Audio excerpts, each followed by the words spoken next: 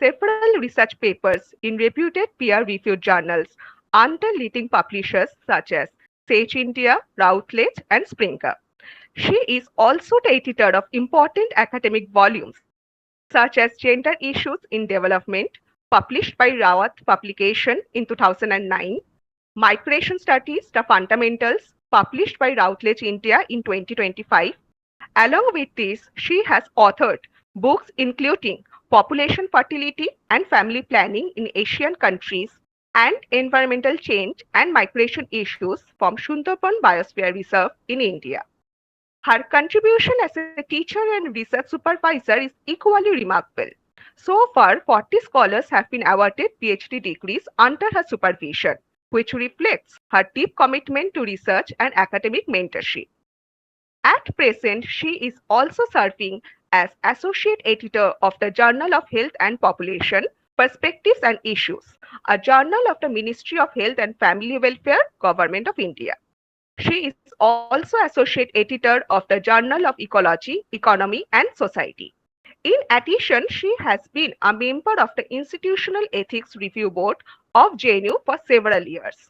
We are truly honored to have such a distinguished scholar amongst us today. I now warmly invite Professor Bhashwati Das to deliver her lecture. Thank you. Over to you, ma'am. Yeah, thank you. Good morning to you all. It's my pleasure to be here, and I really thank Dr. Troy for identifying me and inviting me for this lecture. But this is not my first lecture. I also has delivered offline lecture to the Department of Geography, I think last year, because I frequently visit Kolkata, and during one of my visits, they asked me to deliver offline lecture with interaction. So yes, as Troy was saying, I hope we will have an opportunity again to meet personally. Having said this, once again, I am really thankful for identifying me for this lecture. Now, when we talk about gender, এবার আমি বাংলাতেই বলার চেষ্টা করছি। Gender যখন আমি বলবো যে মাইগ্রেশন বা ফার্টিলিটি বা মর্টালিটি বা ওয়ার্ক পার্টিসিপেশন, যাই বলতে চাই, জেন্ডার কিন্তু সবকিছুরই পার্ট। জেন্ডার স্টাডি বলে আলাদা করে সেগ্রিগেট করা, আমি নিজেকে আইডেন্টিফাই করি না অনেক সময় যে আই ডু জেন্ডার স্টাডিজ। কারণ যেখানেই করি, আমি যেহেতু ইস্যুটা হোলিস্টিক্যালি দেখতে চাই, তখন ইট ল্যান্ডস আপ টু জেন্ডার, যেটা মানে ইনহারেন্টলি আসে। বাই বার্থ আমরা যে জিনিসটা পাই, সেক্স অ্যান্ড এজ, এই দুটো জিনিস যেটা নট সোশ্যালি ডিটারমিন্ড। বাকি জিনিসগুলো ধীরে ধীরে উই অ্যাকোয়ার্ড কোয়ালিফিকেশন যেটাকে বলে, whether it is my gender, whether it is educational qualification or even caste, religion, সব কিছু হচ্ছে আমি সোশ্যালি অ্যাসাইন হয় বা সোশ্যালি ডেভেলপ হয়। কিন্তু সেক্স অ্যান্ড এজ দুটো জিনিস নিয়ে মানুষ জন্মায় in general under normal condition. তো যার জন্য যে কোনো পপুলেশন স্টাডিজের স্কলারই যখনই কোনো কথা বলতে চায়, ধীরে ধীরে সেটা গিয়ে জেন্ডারে চলে আসে। সেটা এজ ডিস্ট্রিবিউশন হোক, এল্ডারলি পপুলেশন হোক, যা কিছুই আমরা করতে যাই আমরা দেখছি যে ওটা জেন্ডারে চলে আসে। সেই হিসাবে আমি এই টপিকটা, এটা আমার একটা পাবলিশড আর্টিকেলের পার্ট কিছুটা, আর কিছুটা এখন তো ডিবেটটা ধীরে ধীরে আরো বেশি উঠছে। আমার টাস্কটা আমি করেছিলাম অনেকটা পুরনো, মানে পাবলিশ হয়েছে গত বছর, কারণ পাবলিকেশনে তো টাইম লাগে, এইসব পাবলিকেশনগুলো মোর দ্যান 1 ইয়ার নিয়ে নেয়।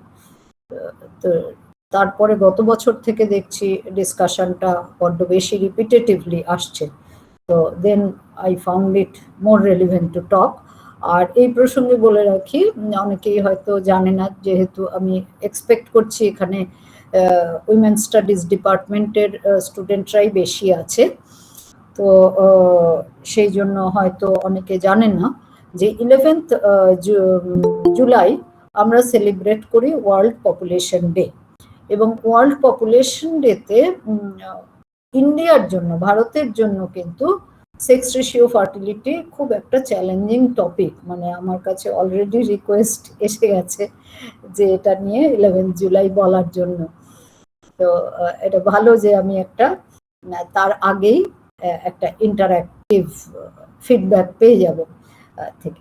আচ্ছা, এখন আমি এটা স্লাইডটা শেয়ার করতে চাই। ঠিক আছে ম্যাডাম, এখনো আসেনি, এসে যাবে মনে হয়। হ্যাঁ, আমি এই এই আমার এখানেও মানে ঘুরছে এখনো।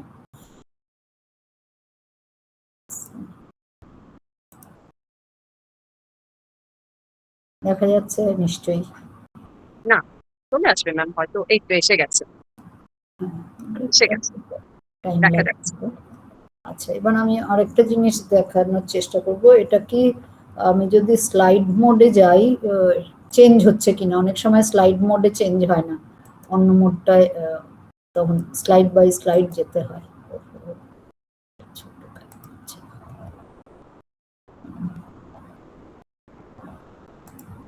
একটুখানি করে নিই, 1 মিনিট সময় লাগবে।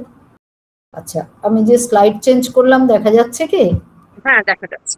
ওকে, দেন ইটস বেটার। ঠিক আছে, টপিকটা অলরেডি দিয়ে দেওয়া হয়েছে, fertility transition and sunrise, not sunrise.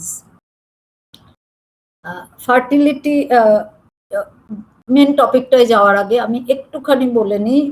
Fertility এখানে আমি যেটা রেফার করব, ফার্টিলিটি অনেক ধরনের মেজারমেন্ট আছে। অ্যাজ এ ডেমোগ্রাফার আমরা অনেকগুলো মেথড ইউজ করি, কিন্তু যেটা সবচেয়ে বেশি তুলনাযোগ্য, comparative, over time and space, নানান স্টেট, নানান জিওগ্রাফিক্যাল লোকেশন এবং ওভার ডিফারেন্ট টাইম, সেটা হচ্ছে টোটাল ফার্টিলিটি রেট বা টিএফআর, যেটাকে বলা হয় যে গড় প্রযোজন একটি মহিলার, যদি সে মানে 15 to 49 যে রিপ্রোডাক্টিভ এজ গ্রুপ আমরা যাকে বলি, সেই বয়সটার মধ্যে দিয়ে যায়। এবং এটার ক্ষেত্রে আমরা ম্যারেজটাকে কোনো কোনো দেশের ক্ষেত্রে ম্যারেজটাকে ধরা হয় যে শুধুমাত্র বিবাহিত মহিলারা যারা এর মধ্যে দিয়ে যায়, সেটা তখন অন্যরকম। আমাদের দেশে আমরা খুব একটা বেশি বিবাহিত মহিলা নিয়ে খালি করি না, কেননা এখন অবধি সন্তানের যে জন্ম সেটা অলমোস্ট 99% উইদিন ম্যারেজ, ম্যারেজের বাইরেটা খুবই কম এখনো, যেটা সোশ্যালি অ্যাকসেপ্টেবল। আর যদি হাইড করা হয় বা অ্যাবান্ডন করা হয়, সেটা আসে না খুব একটা লার্জ স্কেল মেজারমেন্টে, ওগুলো আসে না, ওগুলো হচ্ছে কিছু আউটলায়ার টাইপের কেস। তো সেক্ষেত্রে আমরা ধরে নিচ্ছি ভারতবর্ষের ক্ষেত্রেও আমরা সেই সংজ্ঞাটাই ইউজ করব, যেটা হচ্ছে গড়ে একজন মহিলা কতজন বাচ্চার জন্ম দিতে পারেন, এবং সেটা কিভাবে কিভাবে কি ছিল আর আমরা কি হয়েছি, সেটা একটা, যেরকম আমরা চেষ্টা করেছি জনসংখ্যা কমাতে, কেননা সত্যি আমাদের পপুলেশন গ্রোথ ভীষণ বেশি ছিল। যদি আমরা 70s এর সময় দেখি, আর্লি 70s হচ্ছে আমাদের উপর সবচেয়ে বেশি প্রেশার ছিল ফ্রম ইন্টারন্যাশনাল কমিউনিটি, কেননা ইন্ডিয়া আর চায়না সবচেয়ে বৃদ্ধির যে হার সেটা ভীষণ বেশি ছিল। এবং এই দুটো দেশ যেহেতু নিয়ারলি 1/3 অফ গ্লোবাল পপুলেশন, তো ডেভেলপড কান্ট্রির একটা চিন্তা ছিল যে এই দুটো দেশ একদিন হয়তো সবটাকে ছেয়ে ফেলবে টাইপের ব্যাপার, যে ওরা মাইনরিটি হয়ে যাবে, এরা ভীষণ মেজরিটি হয়ে যাবে। অ্যান্ড দ্য ডেমোগ্রাফিক ইকুয়েশন, এখন আমাকে মনে হয় না এই টার্মগুলো ব্যাখ্যা করতে হবে, কারণ আমরা এত বেশি এখন ডেমোগ্রাফি শুনছি, ডেমোগ্রাফিক ইকুয়েশন চেঞ্জ হয়ে যাবে, সেই তখন করা হয়েছিল। এবং টাইম পয়েন্টটা ইন্টারেস্টিংলি এখনকার বাচ্চাদের খুব জানা উচিত। এটা যে আমি যে বললাম যে ভারত, চীন, মেক্সিকো এদের উপর ভীষণ চাপ ছিল, এবং রেজাল্ট হিসাবে কিন্তু ভারত আর মেক্সিকো মেজারমেন্টগুলো আমরা জানি। চীনের ক্ষেত্রে চাপ ছিল, কিন্তু চীন তখন আজকের মতন কমিউনিজম ছিল না, ভীষণ রেস্ট্রিকটিভ কমিউনিজম ছিল। এখনো আউটসাইড ইন্টারভেনশন ওদের দেশে খুব কম, তখন তো আরো কম ছিল। এবং এই টাইম পিরিয়ডটা কিন্তু চীন আমাদের ওই সিঙ্গেল চাইল্ড ফ্যামিলি, চীনের বিখ্যাত বা কুখ্যাত সিঙ্গেল চাইল্ড ফ্যামিলি নর্মটা অ্যাডপ্ট করে। এবং সিঙ্গেল চাইল্ড ফ্যামিলি নর্ম মানে আমাদের দেশে ওটা সাজেস্টিভ ছিল, উই টু আওয়ার টু, হাম দো হামারে দো, আমরা দুজন আমাদের দুজন, এইগুলো হচ্ছে আমাদের স্লোগান ছিল, যে দুটো বাচ্চা অবধি। কিন্তু চীনের ক্ষেত্রে সেটা সিঙ্গেল এবং কোয়ারসিভ ছিল। কোয়ারসিভ মানে হচ্ছে বাধ্যতামূলক। তাহলে যদি কারোর একাধিক বাচ্চা হতো কি হতো সেগুলো অনেক ক্ষেত্রে পানিশেবল মেজার নেওয়া হতো। পানিশেবল মেজার মানে নট দ্যাট কি সেই বাচ্চাকে তারা মেরে ফেলবে, বাট তাকে গভর্নমেন্ট স্কুলে এনরোলমেন্ট দেবে না, তাকে হোম বেসড এডুকেশন দিয়ে যেতে হবে, এই ধরনের। এবং চীন খুব বাজে টার্মও ইউজ করতো, সেগুলো আননোটিসড চাইল্ড, ব্ল্যাকলিস্টেড চাইল্ড, এরকম সব নেগেটিভ কনোটেশন দিত। কেন চীনেরটা বললাম এক্ষেত্রে, কেননা চীনেরও কিন্তু সেক্স রেশিও প্রচন্ড লপসাইডেড, ভীষণ ভীষণ মেল সেন্ট্রিক। আচ্ছা, এক্ষেত্রে আরেকটা জিনিস বলে রাখা খুব ভালো, যে পৃথিবীতে খুব কম দেশ আছে কিন্তু যেখানে কোনো ধরনের সেক্স বায়াস নেই। পৃথিবীতে খুব কম দেশ আছে। আমরা খুব আরবান সেন্ট্রিক, শহর দেখে অভ্যাস বা শহরের জীবনধারাটাকেই আইডিয়ালাইজ করি, কিন্তু আফ্রিকা, ল্যাটিন আমেরিকা, ইউরোপ সবখানে আইদার মেল অর ফিমেল একটা ধরনের মিনিমাম একটা bias outside the urban secular world কাজ করে ইন জেনারেল। কিন্তু কেন আমাদের দেশ বা চীনের জন্য এটা কনসার্ন, এটা এত এক্সেসিভ একটা বায়াস রিফ্লেকশন করে যে এটার ক্ষেত্রে একটা ইমব্যালেন্স তৈরি হওয়ার চেষ্টা হয়। তো আমরা ফার্টিলিটি ট্রানজিশনে এবার একটু যাই। এটা আমি রেফারেন্সগুলো দিয়ে দিয়েছি,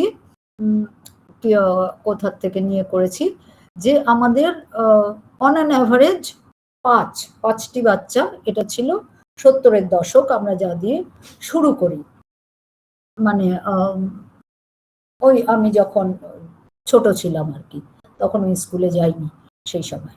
এবার 1976, সেটাও নিশ্চয়ই বাচ্চারা এখন অনেক বেশি জানবে, কেননা যখন রাজনৈতিক আলোচনাগুলো হয় তখন বারংবার আমরা আবার শুনছি ইমার্জেন্সির সময় 1977-এ ইমার্জেন্সি, 76-এ ন্যাশনাল পপুলেশন পলিসি তৈরি করা হয়। খানিকটা সেলফ রিয়েলাইজেশন আমাদের আগেই ছিল, কারণ আমাদের যে জনসংখ্যা বেশি এবং জনসংখ্যার বৃদ্ধিটাকে যে রোধ করা দরকার, এই জিনিসটা কিন্তু আমরা রিয়েলাইজ করেছি 1940-এর কংগ্রেস অধিবেশনে। হ্যাঁ, সেই থেকে 1940ও না, 1933-এর কংগ্রেস অধিবেশন থেকে রাদার 1940-এ আমরা একটা ড্রাফট ব্রিটিশ সরকারকে পাঠিয়েছি। তখন ব্রিটিশ সরকারের সঙ্গে ভারতের কংগ্রেস, যেটা নট টুডেস কংগ্রেস, তখন তো সব যারাই ইন্ডিপেন্ডেন্সের জন্য লড়তো সব ইডিওলজিরাই কংগ্রেসই ছিল, তো সেই কংগ্রেসের থেকে একটা ড্রাফট বানিয়ে ব্রিটিশদের কাছে অনেক কিছু গাইডলাইন পাঠানো হতো, যে India should be governed like this, এবং ব্রিটিশও খানিকটা অ্যাকসেপ্ট করতো, কেননা আমাদের ইন্টেলেকচুয়াল পাওয়ারটাকে ওরা অ্যাকসেপ্ট করা শুরু করেছিল। ইনিশিয়ালি যেরকম নেটিভ, সুপারস্টিশাস, ব্ল্যাক ম্যাজিক পারফর্মার, এইসব জিনিসগুলো আমরা পাই প্রথম দিকে, কিন্তু 19th সেঞ্চুরি রেনেসার পর থেকে আউটলুক অনেক চেঞ্জ হওয়া শুরু করে। তো এই নয় যে আমরা অ্যাওয়্যার ছিলাম না। তাহলে 1976 সালে কি ঘটলো, যার জন্য আমাদের একেবারে অফিসিয়ালি ন্যাশনাল পপুলেশন পলিসি নিতে হলো। এগেন এটা একটা কিন্তু ভীষণ পলিটিক্যাল ডিসিশন ছিল, কেননা এই সময়টায় আবার আমি একটু পলিটিক্স রেফার করব, যে ভারতবর্ষের আজ অবধি বন্ধু, রিলায়েবল ফ্রেন্ড, বিশ্বস্ত বন্ধু যাকে বলা হয়, বিশ্বস্ত বন্ধু হিসেবে ভারতবর্ষ বরাবর রাশিয়াকে অ্যাকসেপ্ট করে এসছে, ইউএসএ কে নয়। এবং সেই 70-এর দশকটা কোল্ড ওয়ার যাকে বলে, ঠান্ডা লড়াই, মানে কমিউনিজম ডমিনেট করবে না ক্যাপিটালিজম ডমিনেট করবে, ইউএসএ ডমিনেট করবে না রাশিয়া ডমিনেট করবে বাকি ডেভেলপিং কান্ট্রিগুলোর ওপর, এরকম একটা টাগ অফ ওয়ার চলতো। Domination in terms of business, their market, their research and development, their soft power, সব কিছু নিয়ে। তো সেই সময় রাশিয়ার একটুখানি পাওয়ারটা কমতে শুরু করে এবং আমেরিকার পাওয়ারটা বাড়তে শুরু করে। আমেরিকার পাওয়ার যখন বাড়তে শুরু করে তখন এটা বেশি কোয়ার্সিভ হয়ে আমাদের ওপর আসে, মানে আমরা অ্যাডপ্ট করতে টু সাম এক্সটেন্ট বাধ্যই হই বলবো 1976 সালে ন্যাশনাল পপুলেশন পলিসি, যেখানে আমরা অ্যাডপ্ট করি কত বছরের মধ্যে বার্থ রেট কত কমাতে হবে ইত্যাদি প্রভৃতি। কিন্তু এইটা সময়টা যেটা ব্রেক থ্রু আমাদের জানার জন্য, যে এই সময় কিন্তু আমরা কতগুলো গাইডলাইন পেয়েছিলাম যে জনসংখ্যার বৃদ্ধি কমাতে হবে, জন্ম দর কমাতে হবে। কিন্তু কিভাবে কমাতে হবে? এইভাবে ক্লাস 8 অবধি মেয়েদের এডুকেশনকে ফ্রি করা হলো। এই সময় মেয়েদের অনেক কিছু প্রাপ্তি হয়েছিল, বা ওই যে লিগাল এজ যেটাকে বলা হয়, marriage, legal age at marriage, যেটা আজকে আমরা দেখছি 18, মেয়েদের 18, ছেলেদের 21, এই পলিসির পার্ট হিসাবে, অ্যাডিশনাল পার্ট হিসাবে ইন্ট্রোডিউস করা হলো। এরকম নানান জিনিস যাতে মেয়েদেরকে এম্পাওয়ার করা যায়, ম্যারেজটাকে আরো পোস্টপন করা যায়, এইসব জিনিসগুলো তো দেওয়া হলোই, তার সাথে strong push for fertility control through family planning সেটাকেও ইন্ট্রোডিউস করা হলো। ঠিক তার পরের বছর ইমার্জেন্সি চালু হলো। ইমার্জেন্সি যখন চালু হলো, স্ট্রং পুশ, যেটাকে আমি এখন বলছি as part of NPP, national population policy, that has become a coercive action. Coercive action মানে বাধ্যতামূলক টু সাম এক্সটেন্ট। চীনের ধরনের চারদিকে ক্যাম্প হওয়া শুরু করলো, এবং ক্যাম্পে যেটা পার্মানেন্ট স্টেরিলাইজেশন যেটাকে বলে সেটা শুরু হলো।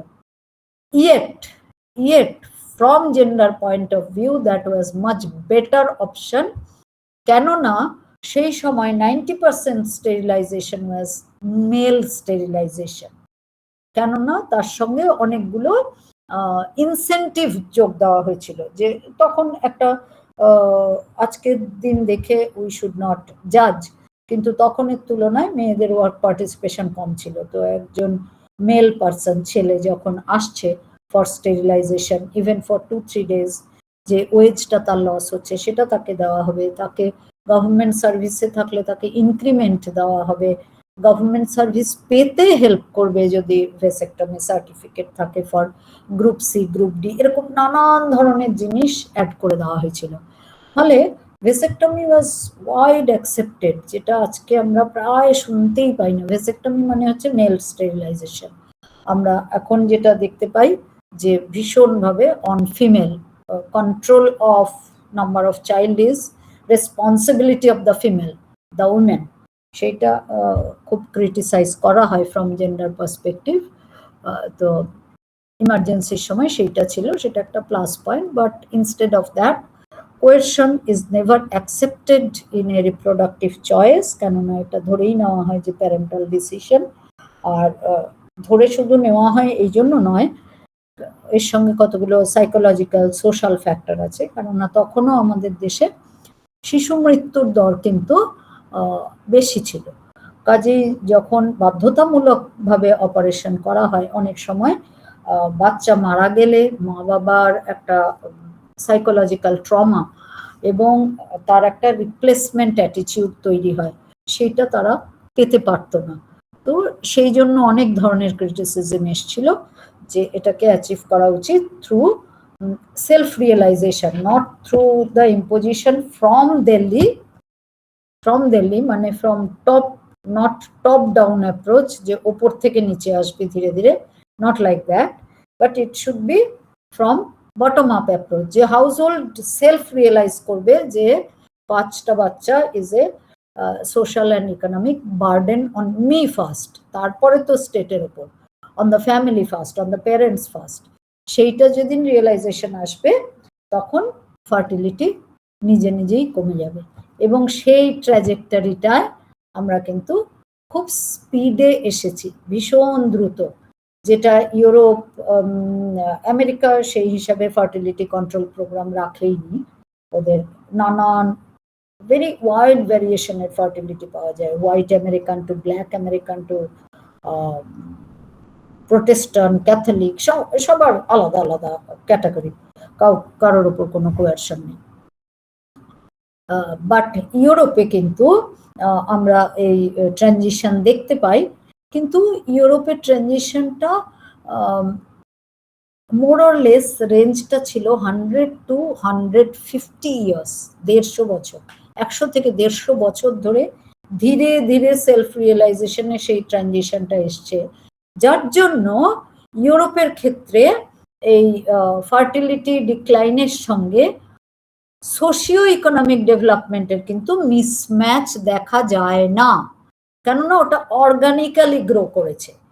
কিন্তু আমাদের দেশের ক্ষেত্রে আমরা কি দেখছি, একটা কোয়ারসিভ গভর্নমেন্ট পলিসির থ্রুতে আমরা খুব স্পিডে, এই যে বলা হয়েছে estimate reveal that at the end of 80s few state had reached low replacement level fertility.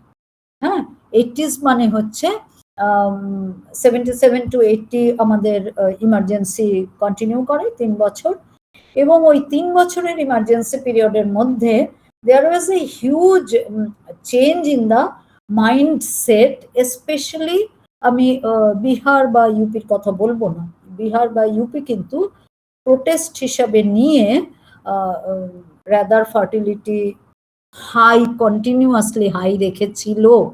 এবং আমাদের রাজনৈতিক নেতা, আমি যেহেতু এটা রেকর্ডেড হবে আমি সেই জন্য নামটা নিচ্ছি না, you can dig upon, as a protest they have given birth to 7, 8, 9 children in Bihar.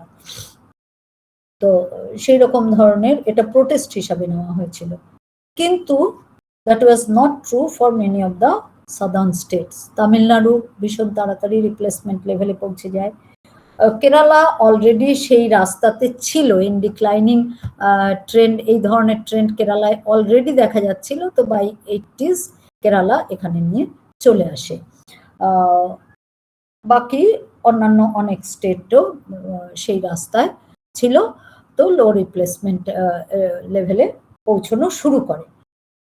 এখন এই যে 2020-তে আমরা দেখলাম ইন্ডিয়া বিলো রিপ্লেসমেন্ট ক্যাটাগরিতে, এসআরএস মানে হচ্ছে sample registration system, sample registration system হচ্ছে যেটাকে আমরা বলছি birth and death registration system. তো তার থেকে বার্থের একটা এস্টিমেট আমরা পেয়ে যাই, নয়তো রেগুলারলি সেন্সাস তো সেইভাবে জন্মটা সংগ্রহ করে না, তো সেটা দিয়ে আমরা পেয়ে যাই। আচ্ছা, প্রথমে কিন্তু আমরা এখানে আমি দেখাতে চাই, এখানে আমি 1971 থেকে 2021 অব্দি নিয়েছি, কিন্তু এখানে আমি 1971 দেখাতে পারিনি, কেননা ওই সময় আমরা সত্যি অ্যাওয়্যার ছিলাম না যে সেক্স রেশিওটা সত্যি কোনোভাবে বদল হচ্ছে না, ওই জিনিসগুলো জানা ছিল না, বা সেইভাবে রিফ্লেক্টেড ছিল না, জানা ছিল না নয়, সোসাইটিতে সেইভাবে ছিলও না। হ্যাঁ, তো যখন আমরা রিয়েলাইজ করলাম, বুঝতে পারলাম যে আমাদের কোথাও একটা গোলমাল চলছে, সেক্স রেশিওটা জন্মের থেকেই খারাপ হওয়া শুরু করেছে। এখানে কিন্তু আমি দেখাচ্ছি হচ্ছে 2014, তো মানে এই সময় থেকে যখন আমরা বেশ লো, মানে 2-এর কাছাকাছি এসে গেছি, সেই সময় থেকে সেক্স রেশিও কিন্তু গোলমাল করছে। সেক্স রেশিও অ্যাট বার্থ আমরা কোথা থেকে দেখতে পাচ্ছি যে 900-র নিচে, স্পেশালি ইন আরবান এরিয়াস। হ্যাঁ, specially in urban areas, rural এরিয়াতে কিন্তু still little better, but not the actual estimate that we need. Actual estimate আমরা কি চাই? অ্যাকচুয়াল এস্টিমেট বলতে আমি এখানে যেটা বলছি যে নর্মালি গ্লোবালি এগুলো খুব ইম্পর্টেন্ট, এই সংখ্যাগুলো মনে না রাখলে এই ডিবেটটার কিচ্ছু বোঝা যাবে না।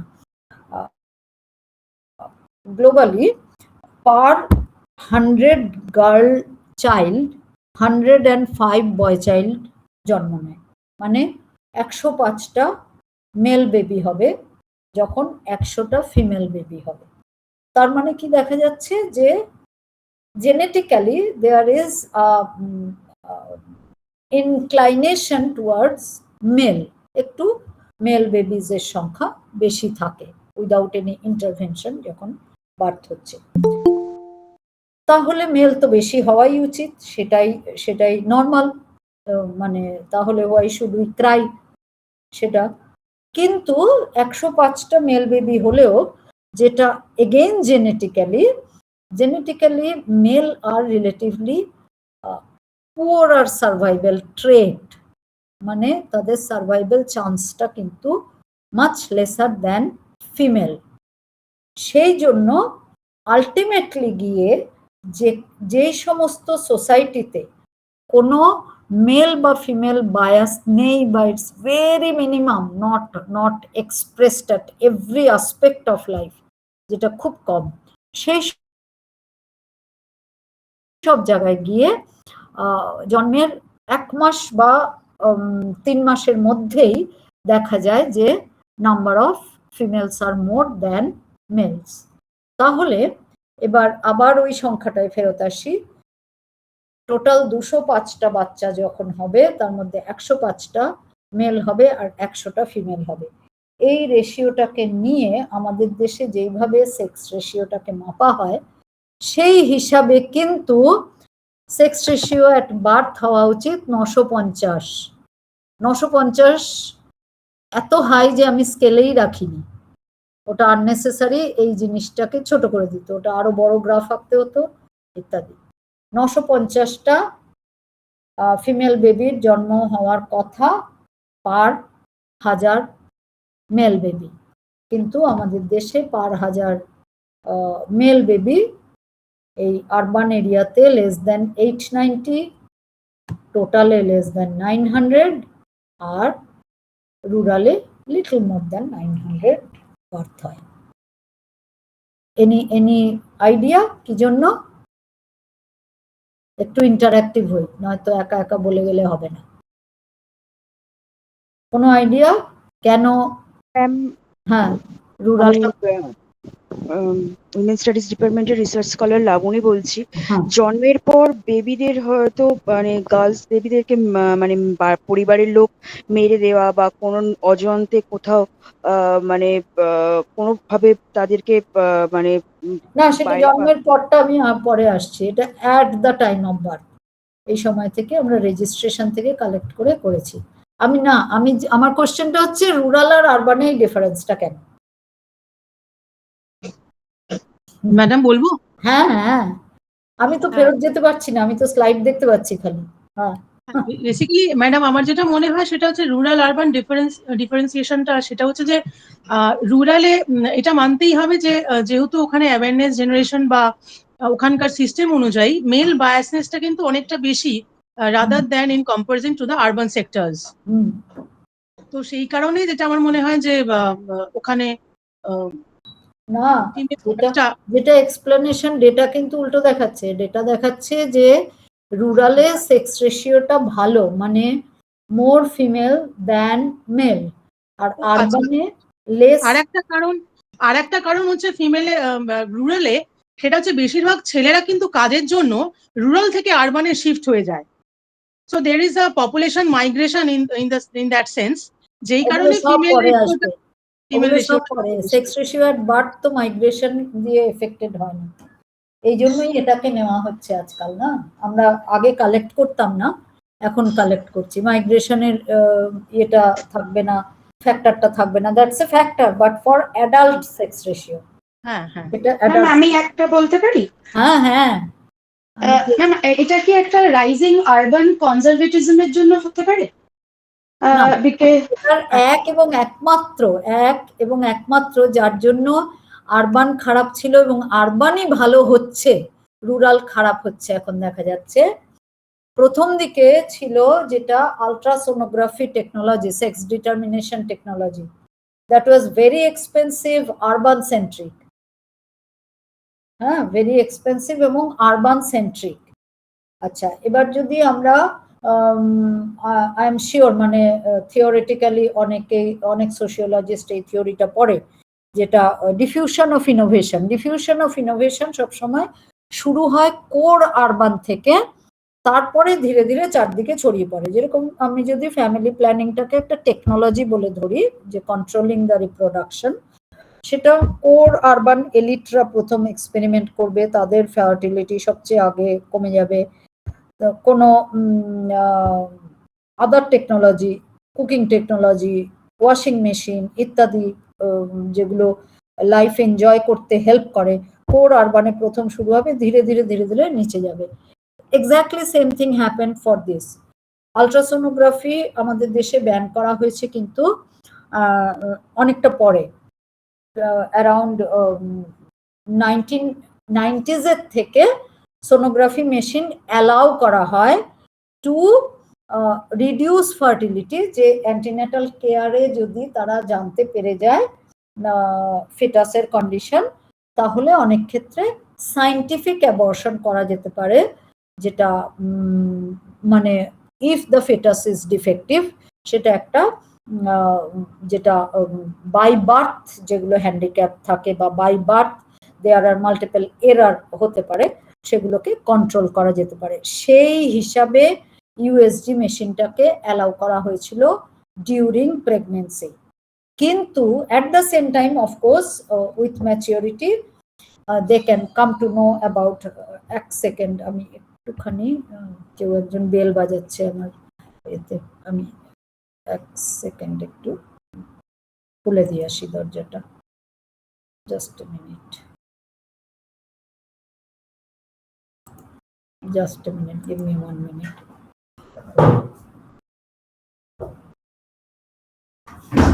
Okay.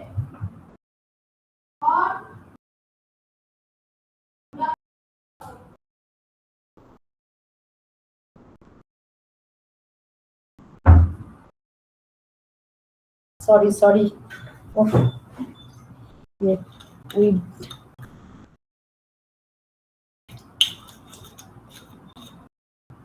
ঘরের থেকে বসলেই সমস্যা।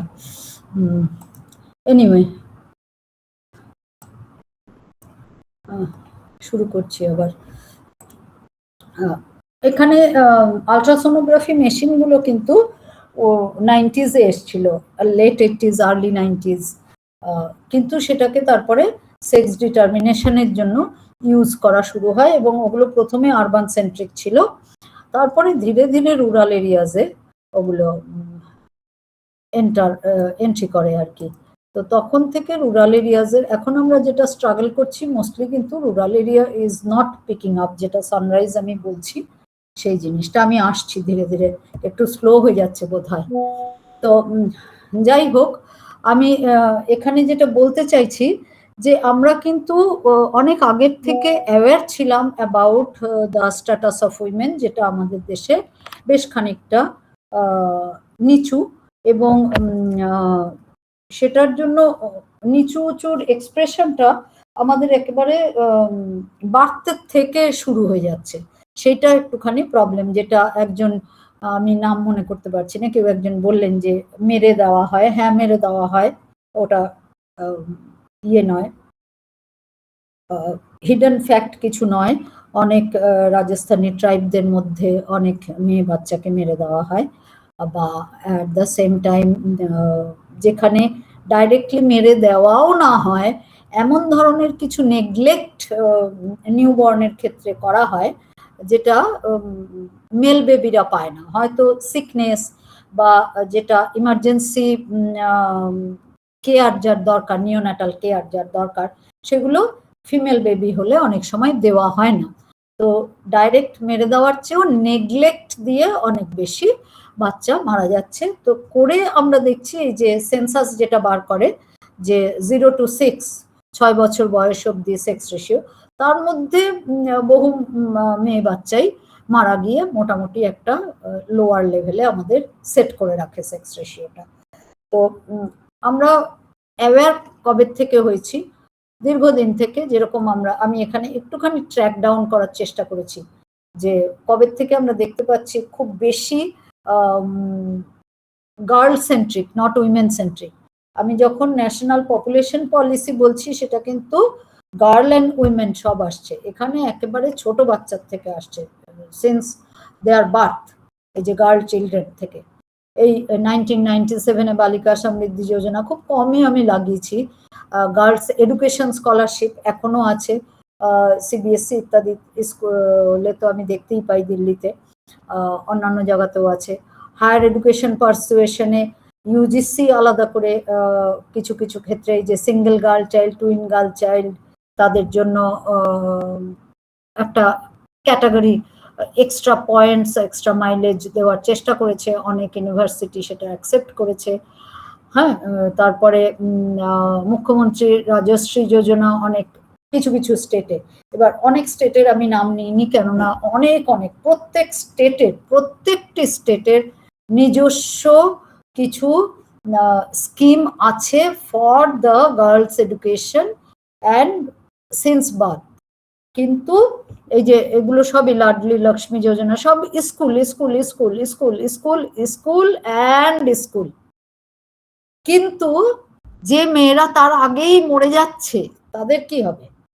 যাদের জন্ম নিতেই দেওয়া হচ্ছে না তাদের কি হবে? সেক্স ডিটারমিনেশন আজও চলছে, মানে 3-4 মাস আগেও হরিয়ানার রিপোর্ট ভীষণ খারাপ এসছে, পুয়ার এসছে সেক্স ডিটারমিনেশন নিয়ে।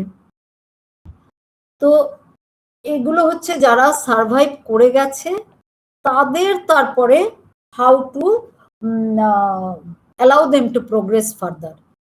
কিন্তু আমরা যখন সোশিওলজিক্যালি, সোশ্যাল ডেমোগ্রাফাররা যখন এটাকে দেখে, ওভার দ্য টাইম যেটা আমরা রিয়েলাইজ করি যে যেই মেয়েটি সারভাইভ করে যায়, then they are wanted girl child of the parents. তখন তার ক্ষেত্রে বাধাটা অনেক সময়, অনেক ঘরের জন্য অনেক সময় কম হয়ে যায়।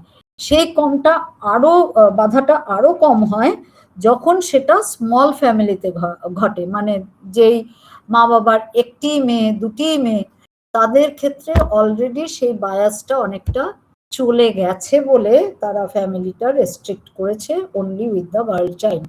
সেক্ষেত্রে এই স্কিমগুলো প্রবাবলি একটু যারা গরিব, একটু যারা পিছিয়ে পড়া, তাদের জন্য ভীষণ ভালো স্কিম, তাদের মেয়েরা এগিয়ে যাবে। কিন্তু সেটা অলরেডি প্যারেন্টাল সাইকোলজিক্যাল সেট আপে থাকতে হবে।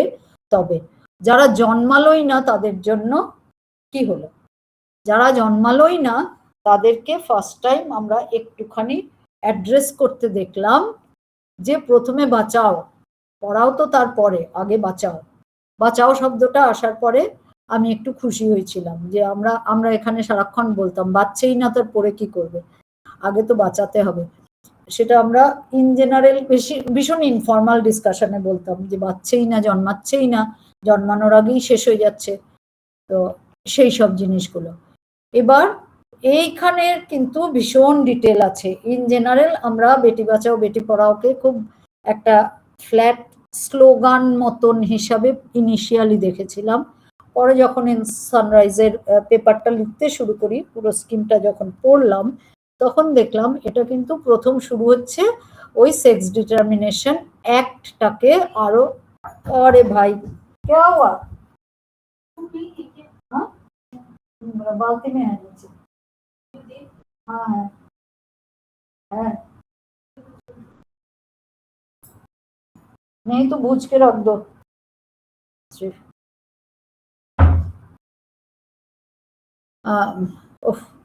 তো যেটা দেখা যাচ্ছে যে আমরা প্রথম পিসিপিএনডিটি অ্যাক্টটাকে আরো স্ট্রিনজেন্ট কিভাবে করতে পারি। Strictly amended it in 2011 with intent to prohibit diagnostic technique for determining the sex of the fetus leading to female feticide.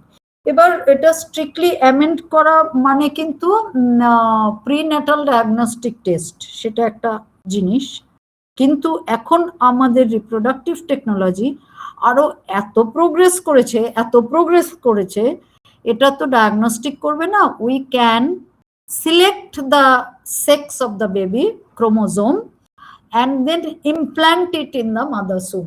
মানে আমরা প্রথমেই মেল বা ফিমেল বেবি ক্রিয়েট করে উম্বে দিতে পারি, সেই জায়গায় আমরা পৌঁছেছি। এবার এই একটাকে সেই হ্যান্ডেল অবধি এক্সটেন্ড করা হয়েছে, একটাকে এক্সটেন্ড করা হয়েছে। কিন্তু আমরা তো বিশেষ করে ওয়েস্ট বেঙ্গল যেভাবে এক্সপিরিয়েন্স করেছে, ডাক্তাররা কিভাবে হাইড করতে পারে murder, they know everything what could be the evidence. কেননা মার্ডারের ক্ষেত্রে সব ক্ষেত্রে ডাক্তারের ওপিনিয়ন তো নেওয়া হয়, অটোপসি হোক, ফরেন্সিক যত কিছু টেস্ট, সেগুলো তারা জানে কোন কোন পয়েন্ট দিয়ে কোনো জিনিসকে এস্টাবলিশ করা যেতে পারে। Exactly in the same way প্রচুর স্ট্রিনজেন্ট করা হয়েছে, কিন্তু ওনাস বা দায়িত্বটা দেওয়া হয়েছে ডাক্তারকে। সেই নিয়ে মেডিকেল ফ্রেটার্নিটির কিন্তু আবার খুব আপত্তি আছে। আপত্তি এই জন্য আছে, তারা বলছে যে এই যে সমস্ত পেপার ওয়ার্কটা মেডিকেল ফ্রেটার্নিটিতে দেওয়া হয়েছে, অথচ সোসাইটাল মাইন্ডসেটে চেঞ্জ আসছে না, সেটা তাদের বক্তব্য। এবার যখন একটা সোসাইটি, একটা হরিয়ানার সেমি আরবান এলাকার একজন ডাক্তার, তাকে তো আমার তো মনে হয় এখানে অনেকেই হয়তো গ্রাম চিকিৎসালয় ওটিটি সিরিজে দেখে ফেলেছে, প্রাইমে। তো একজন আরবান ডাক্তারের কি ধরনের ক্রাইসিস হতে পারে গ্রামে গেলে, তার যে মাইন্ডসেট আর গ্রামের যে মাইন্ডসেট, সেই মাইন্ডসেটটাকে তো ডাক্তারি দিয়ে চেঞ্জ করা যায় না। সেই বিহেভিয়ারটার মধ্যে ডাক্তারিটাকে ধীরে ধীরে ঢোকাতে হয়। তো সেই জিনিসগুলোর প্রবলেম প্রচুর স্ট্রিনজেন্ট করলেও এটার ইমপ্লিমেন্টেশন আমরা দেখতে খুব একটা পাচ্ছি না। সেইটা করার পরে বেটি বাঁচাওয়ের পরে এটার আরেকটা জিনিসে যোগ দিয়েছে, এটাকে ফাইন্যান্সিয়ালি কি করে সাস্টেনেবল করা যায়। এটা পোস্ট অফিসের একটা স্কিম, সুকন্যা সমৃদ্ধি যোজনা, সেটা অনেক হাই ইন্টারেস্ট রেট ইত্যাদি প্রভৃতি। তো এগুলো তো আগেও ছিল, এগুলো তো আমার জন্য ইম্পর্টেন্ট না, বাট যেটা ইম্পর্টেন্ট হচ্ছে ফার্স্ট টাইম আমরা এটাকে জুড়ে দিয়েছি উইথ সেক্স রেশিও। কিন্তু গার্লস এডুকেশন দেখা যাচ্ছে কি অ্যাট পার অনেক ক্ষেত্রে হয়ে এসছে, হ্যাঁ, কিন্তু সেখানে স্টিল চ্যালেঞ্জেস রিমেন। আমরা অনেক ক্ষেত্রে সেই চ্যালেঞ্জগুলোকে পারছি না, মানে ওভারকাম করতে পারছি না। কেন পারছি না সেটা এখানে আরেকটু আমি উইমেন ওয়ার্ক পার্টিসিপেশন নিয়েও দিয়েছি, যে ভিশনে দেখানো হচ্ছে 70% of the female workforce participation, কিন্তু আমরা কোথায় পড়ে রয়েছি 23-24-এর ডেটা, সেটা দেখাচ্ছে 23% থেকে 42%।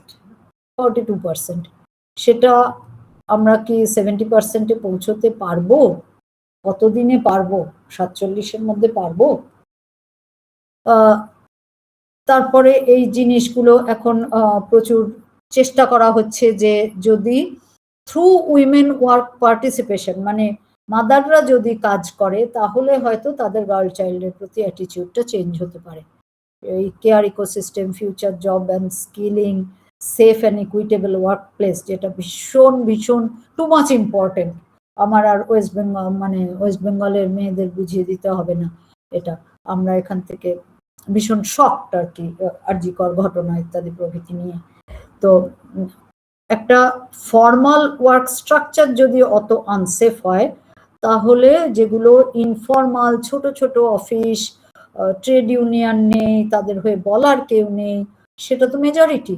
সেক্ষেত্রে তারা কি ফেস করছে, তাদের হয়তো ভয়েসটা বাইরে আসছেও না, এরকম কত জিনিস, কত অবিচারে হারিয়ে যাচ্ছে। তো সমস্ত জিনিসগুলো is reflected on the sex ratio. Sunrise আমরা কিভাবে দেখছি, এখানটা দেখলে একটু ভালোভাবে বুঝতে পারবে তোমরা। আমরা দেখছি ফার্টিলিটি ট্রানজিশনে আসি আবার একটু ফিরে। ট্রানজিশন আমরা কাকে বলছি? যে আমাদের number choice for giving birth has gone down, মানে 5 থেকে আমরা মোটামুটি 2-এ চলে এসেছি। Majority of the family chooses for 2 child. আমি এখানে করেছি কি, আমি একটু ডেটাটা, এই যে ন্যাশনাল ফ্যামিলি হেলথ সার্ভে একটা ভীষণ large scale data set, vast data set, যেটার থেকে আমরা অনায়াসে ইন্ডিয়াকে জেনারেলাইজ করতে পারি। সেই ডেটা সেটে আমি ওই 2 চাইল্ড ফ্যামিলিও নিইনি, আমি নিয়েছি সেই সব প্যারেন্টসদের যারা সিঙ্গেল চাইল্ডে তাদের ফ্যামিলি লিমিট করেছে। ফ্যামিলি লিমিটেশন আমি কি করে বুঝতে পারবো? যে তাদের mother has reach to the reproductive age group, end of the reproductive age group, মানে তাদের আর capacity to give birth is no more, সেই মহিলাদের নিয়েছি। অথবা যেখানে মা অথবা বাবার কেউ একজন স্টেরিলাইজড, মানে তারা আর বাদ দেবে না, দিতে পারবে না, সেই সব ক্ষেত্রে যে সিঙ্গেল চাইল্ড যখন আমরা দেখছি ফ্যামিলি, তাদের প্রপোর্শনটা কি। ডটার অনলি ফ্যামিলি, এটা আমি দেখছি। প্রথমে আমি নিচ্ছি আরবানের ডটার অনলি ফ্যামিলি, যারা সিঙ্গেল ডটারে নিজেদেরকে রেস্ট্রিক্ট করেছে। NFHS 1 আমি বলে দিচ্ছি 90-93। হ্যাঁ, তারপরে 2টা আফটার 5 ইয়ার্স, 3টা আফটার 10 ইয়ার্স, 4টা এগেন আফটার 5 ইয়ার্স, অ্যান্ড 5টা। এটা হচ্ছে 2019-22, মাঝে একটু কোভিড এসে গেছিল বলে একটু ওভার দ্য টাইম হয়েছে। তাহলে 1.3% ফ্যামিলি শহরে কিন্তু ডটার অনলি ছিল, তার থেকে 3.38 মানে 3.4% হয়েছে। আমি সেম জিনিস সান অনলি নিচ্ছি।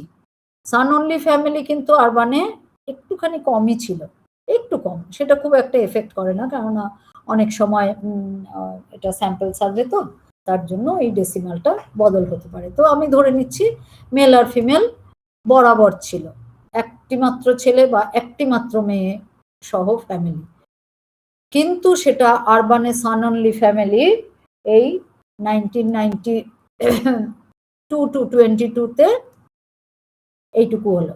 সবচেয়ে পিকে গেছিল NFHS 4 এর সময়, যখন কিনা আমি দেখতে পাচ্ছি এটা 5.5% ফ্যামিলি। বুঝতে অসুবিধা হলে আমাকে থামাবে, কোনো সমস্যা নেই, ঠিক আছে? অনেকটা সংখ্যা বলছি তো, অনেক সময় অসুবিধা হতে পারে। সেরকম ভাবে আমরা যদি দেখি, রাউন্ড 4টা হচ্ছে 15-16, আর এটা হচ্ছে 19-22, ঠিক আছে? তো আমি এটা করেছি যে সত্যি বেটি বাঁচাও কি একটু এফেক্ট করছে? আমাদের তো কোনো ইভ্যালুয়েশন প্ল্যান গভর্নমেন্ট করাচ্ছে না, এই গভর্নমেন্ট আয়ুষ্মান ভারত, বেটি বাঁচাও সত্যি সত্যি কোনো এফেক্ট হচ্ছে কি হচ্ছে না আমরা সত্যি বুঝতে পারছি না। আমাদের অনেক ইনডাইরেক্টলি দেখার চেষ্টা করতে হচ্ছে যে সত্যি হচ্ছে কিনা। তো আমি ধরে নিতে পারি এইটুকু হয়েছে, 47 থেকে 22 হয়েছে, মানে number of proportion of family যারা সিঙ্গেল বয় চাইল্ড অনেক বেশি প্রেফারেন্সটা ছিল, একটুখানি কমেছে। এবার গার্ল চাইল্ডের ক্ষেত্রে আমরা কি দেখতে পাচ্ছি? সিঙ্গেল গার্ল চাইল্ড ফ্যামিলি শহরের ক্ষেত্রে একটি মাত্র কন্যা সন্তান, সেটা একটুখানি বেড়েছে। ওইটুকু যদি আমি হতে পারে বেটি বাঁচাও বেটি পড়াও, হতে পারে মা বাবারা অ্যাওয়্যার হয়েছে বেশি, হতে পারে মিডল ক্লাসের ক্ষেত্রে এই ধরনের বায়াসগুলো অনেক কম। এটা আমরা সবসময় দেখেছি, খুব lower middle class, lower class and then the rich, যাদের নিজেদের বিজনেস, অনেক জমি জায়গা, they do not want that to go to their son in law. তো সেই সব জিনিসের ক্ষেত্রে হতে পারে। তো এইটুকু মার্জিনাল ডেসিমালের পরে একটুখানি ইমপ্রুভমেন্ট আমরা দেখতে পাচ্ছি। সেম ওয়েতে আমরা এবার রুরালের ক্ষেত্রে যাই। ডটার অনলি ইন রুরাল কিন্তু আরবানের চেয়ে অনেক কম ছিল। যেটা আমি বললাম যে রুরাল কেন বেটার, সেটার একটা কারণ বলেছিলাম টেকনোলজি পারকোলেট করছে। এবার আরেকটা কারণ বলছি, আরেকটা কারণ হচ্ছে গ্রামের দিকে মানে ফ্যামিলি সাইজ যেটাকে বলবো, 2টো বাচ্চা 4টে বাচ্চা, নাম্বার অফ বাচ্চা তো অনেক বেশি, এখনো একটুখানি বেশি, এখনো একটু বেশি আরবানের চেয়ে। তো যখন নাম্বার অফ চাইল্ড বার্থ বেশি হয়ে যায়, 3টে 4টে বাচ্চা হয়, এক্সপেক্টেড যে 1টা 2টো ছেলে হয়েই যাবে আর কি টাইপের। তো সেক্ষেত্রে তাদের সেক্স রেশিওটা বেটার হয়। কিন্তু যখন ফার্টিলিটি ট্রানজিশন এই কোয়ার্সিভলি আসতে থাকে, মানে খুব কুইকলি আসতে থাকে, যেটা আবার আমি রেফার করছি যে ইউরোপে 100 থেকে 150 বছর নিয়েছিল, আমরা প্রায় 40 বছরে অ্যাচিভ করেছি সেই জিনিসটা, বা China has achieved much earlier, 26-27 বছরের মধ্যে অ্যাচিভ করে ফেলেছে চায়না।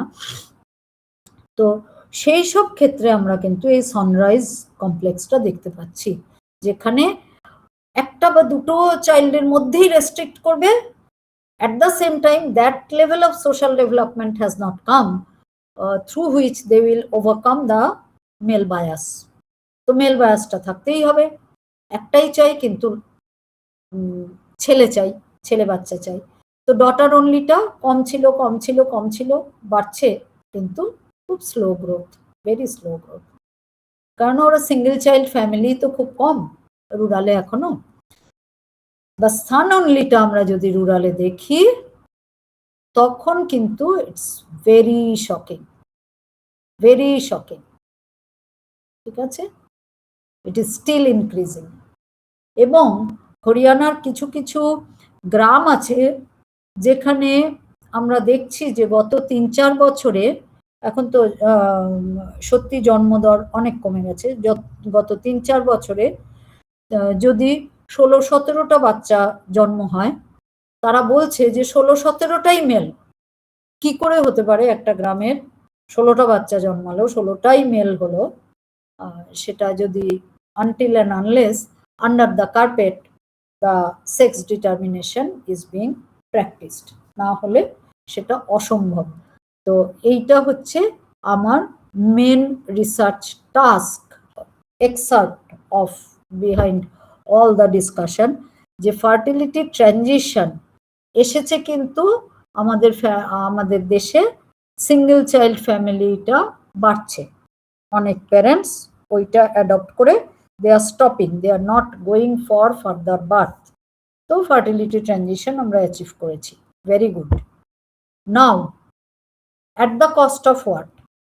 যখন তারা রেস্ট্রিক্ট করছে, তারা কোন জেন্ডারে রেস্ট্রিক্ট করছে, and whether they are manipulating the gender composition of this birth, single birth. এখানে male only, son only in rural. এখন যদি আমি একটুখানি পেছনে যাই, পেছনে এনিওয়ে চলো, পেছনের গ্রাফটা যদি মনে থাকে, যেটা তোমরা দেখেছো, যে প্রথমে কিন্তু village was, rural areas were doing much better than urban areas. এখন decline is much faster in rural areas, কেননা ওদের মন থেকে সান প্রেফারেন্স তো যায়নি। At the same time they have adopted the modern norm of small family. ফলে they are going for this thing more rapidly. হয়ে গেল কেন? চেঞ্জ হলো না? না এটা হলো না। এবার গ্রাফটা দেখাই। না ম্যাম, হ্যাঁ এবার হ্যাঁ ওই করে চেঞ্জ করতে হচ্ছে। এবার যদি সেক্স রেশিওটা আমি দেখি, প্রথমেই আমি বলেছিলাম যে 105 আর 100, যেটা আমাকে ইউনাইটেড নেশন তো 100-এর রেসপেক্টে মেজার করে, কাজে ওইটা আসে। ওটা আমরা যদি ভুলেও যাই, সেটাকে ট্রান্সলেট করলে দাঁড়ায় 950 at birth, at least 950 female per 1000 male. আমরা কিন্তু কোথাও অ্যাচিভ করছি না সিঙ্গেল চিলড্রেনের ক্ষেত্রে। যারা সিঙ্গেল চাইল্ডে রেস্ট্রিক্ট করছে, এটার কতটা মানে বাই চান্স এবং কতটা ম্যানিপুলেটিভ, সেইটা দেখার জন্য যে অ্যামাউন্টের ইনভেস্টিগেশন দরকার আমাকে ইন্ডিভিজুয়ালি তাহলে করতে হয়, যেটা আমি করিনি। এটা আমি এনএফএইচএস ডেটার উপরই রিলাই করেছি, কেননা এটা বড় ডেটা, পুরো এন্টায়ার ইন্ডিয়া নিয়ে করতে চেয়েছিলাম, তো সারা দেশের জন্য করেছি। এর মধ্যে অ্যালার্মিংলি লো হচ্ছে north, but it is not changing, কেননা নর্থে এখনো সিঙ্গেল চাইল্ড ফ্যামিলি খুব সংখ্যায় কম, কাজেই একটু ডিস্টরশন ওই নাম্বারের জন্য হতে পারে। কিন্তু western India is showing a decline, মানে সিঙ্গেল চাইল্ডের ক্ষেত্রে সেক্স রেশিওটা is more masculine. That is true for even central India. It is more masculine. Sex ratio নিচে যাচ্ছে ক্রমশ, 950-এর দিকে তো যাচ্ছেই না, নিচে যাচ্ছে। South India has improved, north east India has শোন ডিক্লাইন, ফলে ইন্ডিয়াতে নট মেজর ইমপ্রুভমেন্ট, 1-2 পয়েন্টের ইমপ্রুভমেন্ট ওভারঅল, যারা সিঙ্গেল চাইল্ডে নিজেদের ফ্যামিলিকে রেস্ট্রিক্ট করছে, নট ফর আদার্স। যখন আমি বললাম এই যে west India is doing worse, west and central, সেই জন্য আমি এই পেপার ক্লিপগুলো কালকে আবার পড়ে ভাবলাম একটু আরেকটু ভাইব্রেন্ট করি।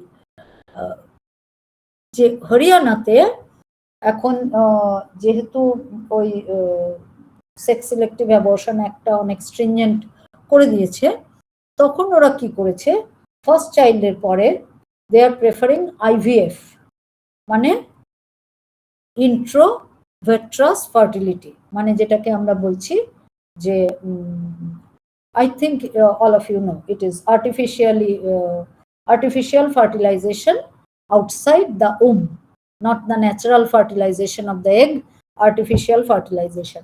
এখন আমাদের দেশে টেকনোলজি এসে গেছে, সারা পৃথিবীতেই এসছে, ফলে আমাদের দেশেও এসছে, যে আর্টিফিশিয়াল ফার্টিলাইজেশনের সময় আমরা ওই ক্রোমোজোমটা সিলেক্ট করতে পারি, XX, XY, what ever I want, the parents want accordingly. তাহলে তার মানে ফার্টিলাইজেশনের সময়ই আমি সেক্সটা ডিটারমিন করে ফেলছি, র্যাদার দ্যান ফার্টিলাইজেশনের পরে ছেলে হলো না মেয়ে হলো, then go for abortion, then go for first illegal detection, then go for illegal abortion, অনেক ইলিগালিটিস, অনেক ডাক্তাররা বেশি পয়সা চায় ইত্যাদি প্রভৃতি, তার চেয়ে কমে IVF দিয়ে হয়ে যাবে। সেই জন্য Haryana government, couples with a girl need IVF not if going for second baby, যদি সেকেন্ড বেবি তারা থ্রু IVF নিতে চায় তাদের আগে রিভিউ করা হবে, কিন্তু সেই রিভিউটা তখনই করা হবে যদি ওদের গার্ল চাইল্ড থাকে, তাহলে ওদের অ্যালাউ করা হবে। আগে একটা মেয়ে বাচ্চা থাকলে তবেই অ্যালাউ করা হবে। একেবারে প্রথম থেকে স্মার্টলি IVF এ গিয়ে প্রথম বাচ্চাটাই male and then I have achieve the fertility transition is not allowed. Similarly এই যে আমাদের ইনি অনেক কাজ করেছেন, বর্ষা দেশপান্ডে, অ্যাকচুয়ালি ওই SNDT উইমেন্স ইউনিভার্সিটির ছিলেন এবং প্রথম থেকে অনেক কাজ করেছেন এটার উপরে, সেক্স সিলেক্টিভ অ্যাবর্শনের উপরে, কারণ মহারাষ্ট্রতেও হয় sex selective abortion, if not as prominent as Rajasthan and Haryana, but it is visible. তো sex selection cases fall apart when they reach the court as witnesses turn hostile and evidence disappears. এটাই ডাক্তাররা বারবার বলার চেষ্টা করছে, যে ডাক্তাররা is at a point of execution, এবং তাদের লোকেশনাল ডিসঅ্যাডভান্টেজ অনেক সময় এত থাকে, যে ধরনের সোসাইটিতে তারা প্লেসড হয় ইন যে ক্লিনিক ইত্যাদি নিয়ে, সেক্ষেত্রে তাদের পক্ষে কিন্তু এগেনস্ট দ্যাট সোসাইটি যাওয়া অনেক সময় নট পসিবল, সম্ভব হয় না। তাদের থ্রেট দেওয়া হয়, বা যে উইটনেস ওই খবরটা আনলো তাদেরও থ্রেট দেওয়া হয়। বাই দ্য টাইম কোর্টে পৌঁছয় তারা হস্টাইল হয়ে যায়, তারা দিতে চায় না এভিডেন্স, এবং ডক্টরেরা বেল পেয়ে যায়। আচ্ছা, যদি কোনো ডাক্তারের কখনো 1-2 জনের পানিশমেন্ট হয়নি তা নয়, 2-4 জনের যখন পানিশমেন্ট হয়েওছে, তখন তারা কিন্তু অন্যান্য নামে ক্লিনিক খুলে নেয়। ওই আমাদের দেশে আছে সব পঞ্চায়েতপাতি, উইমেন রিজার্ভেশনের নামে হাজব্যান্ডরা চালায়, সেরকম ধরনের doctor in the background, in the name of somebody else, সেই ল্যাব ইত্যাদি প্রভৃতি চলতেই থাকছে, যার জন্য এই গ্রাফটার এখন এই অবস্থা। এটা আমি NFHS 5 অব্দি করেছি। তারপরে স্যাম্পল রেজিস্ট্রেশন সিস্টেম দেখাচ্ছে ওয়েস্টার্ন সাইডে ইভেন পুয়ার পারফরমেন্স আরো কমেছে। আচ্ছা, প্রথম দিকে কিন্তু হরিয়ানার সব জেলা বেটি বাঁচাও বেটি পড়াওয়ের আন্ডারে ছিল না। 100 ভেরি পুয়ার সেক্স রেশিও জেলাগুলোকে নেওয়া হয়েছিল, সব জেলা কভার্ড নয় বেটি বাঁচাও বেটি পড়াওয়ে। তার মধ্যে খালি অনলি 49টা ডিস্ট্রিক্ট দেখিয়েছে little improvement in terms of sex ratio across India. এখন হরিয়ানার অবস্থা দেখে বেটি বাঁচাও বেটি পড়াওয়ের আন্ডারে কিন্তু সব ডিস্ট্রিক্টগুলোকে আনা হয়েছে রিসেন্টলি। তো এইটা ছিল আমার প্রাক্স। এরপরে এখানে যা কোশ্চেন আছে আমি I love to interact with you, কেননা এগুলো খুব ভালো অপরচুনিটি আমার জন্য। Thank you ma'am, very nice lecture. Ma'am আমার আজকের এই লেকচার থেকে আপনার কাছে একটা বিষয় জানার জন্য ভীষণ আগ্রহী। একটু ইন্টারাপ্ট করি, হ্যাঁ, সেটা হচ্ছে ম্যাম একটা কথা আপনাকে বলার ছিল। যখন আপনি বললেন thank you for identifying me, এখানে আমি আমার কলিগ ডক্টর দিশারি রায়কে অ্যাকনলেজ করতে চাইবো, কারণ দিশারি কিন্তু আমাকে আপনার কথা বলেছিল। হ্যাঁ, সেটা আপনার সাথে আমার আর কথা হয়নি বলে আমার এটা বলার সুযোগ হয়নি, কিন্তু দিশারির সঙ্গে আপনার একটা সময় যোগাযোগ হয়েছিল এবং ওই আমাকে তখন বললো যে এরকম ম্যাডামের সঙ্গে আলাপ হয়েছে ইত্যাদি, তো আমরা ওনাকে একবার ইনভাইট করতে পারি। আমি বললাম definitely I will be taking the initiative. তো তখন ও আমাকে আপনার কন্ট্যাক্ট দিয়েছিল, তারপরে আমি আপনার সঙ্গে যোগাযোগ করলাম। সো ডেফিনেটলি আমি আমার কলিগকে অ্যাকনলেজ করতে চাইবো এখানে। ঠিক আছে লাবণী, ইউ ক্যারি অন। আমার এটা একটু বলার ছিল, সেই জন্য আমি করলাম। Thank you Trayee madam. Actually আমি জানি না আমার এখানে আপনার আমাকে ঠিক মনে আছে কিনা, কিন্তু একটা ICSE সাথে যখন একটা ছিল, যখন আমরা লিখছিলাম একসাথে ম্যাম একটা টিম ফর্ম করে, হ্যাঁ সেখানে আমি ছিলাম ম্যাম। সেখানে আপনিও ছিলেন আর কি। হ্যাঁ, সেখানে আপনি ইউনিভার্সিটি থেকে জিওগ্রাফি ডিপার্টমেন্টের শোভন স্যার ছিলেন। হ্যাঁ লাবণী, এই যে মানে মেল চাইল্ড রাখতে হবে, ফিমেল চাইল্ডকে ডিস্ট্রয় করে দিতে হবে, এই যে মাইন্ডসেটটা, এটা কি ফাইন্যান্সিয়ালি যারা অত্যন্ত রিচ তাদের মেন্টালিটি বেশি, নাকি একদম রুরাল সাইড কিছু নেই তাদের মেন্টালিটি? মানে আপনি তো পুরো বিষয়টা নিয়ে কাজ করেছেন, আপনার কি বিষয়টা মনে হয়, মানে কোন মাইন্ডসেট কাজ করে পিছনে? এটা প্রচুর হিস্টোরিক্যাল অ্যান্ড কমপ্লেক্স।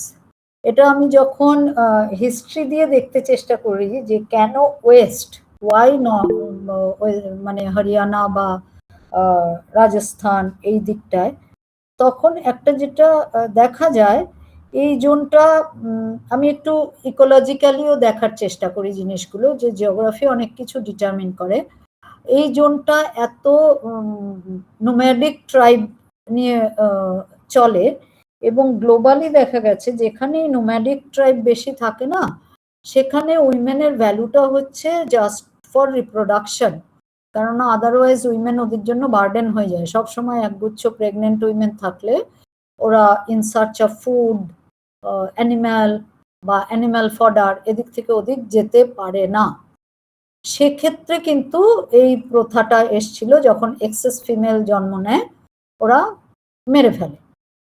তো সেই জিনিসটা রাজস্থানের ক্ষেত্রে অনেক নোম্যাডিক ট্রাইবের মধ্যে কোয়াইট প্রমিনেন্ট ছিল, তার থেকে উঠেছে।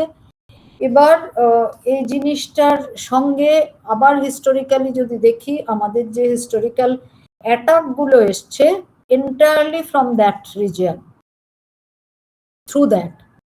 তো সেইটা টু গিভ প্রোটেকশন একটা প্রচন্ড, আমি একটা থিসিস ইভ্যালুয়েট করেছিলাম বম্বের, যে ওই খাপ পঞ্চায়েত সেক্স রেশিও এইসব নিয়ে কাজ করেছিল। তো তার থিসিসটা পড়তে গিয়ে ভালো লেগেছিল, লিটারেচারে একটা হিস্টোরিক্যাল ব্যাকগ্রাউন্ড দিয়েছিল, যে দিল্লিতে বাদশা থাকতো, অ্যাটাক এখান দিয়ে হচ্ছে শশাঙ্কর সময় থেকে হয়েছিল রাদার।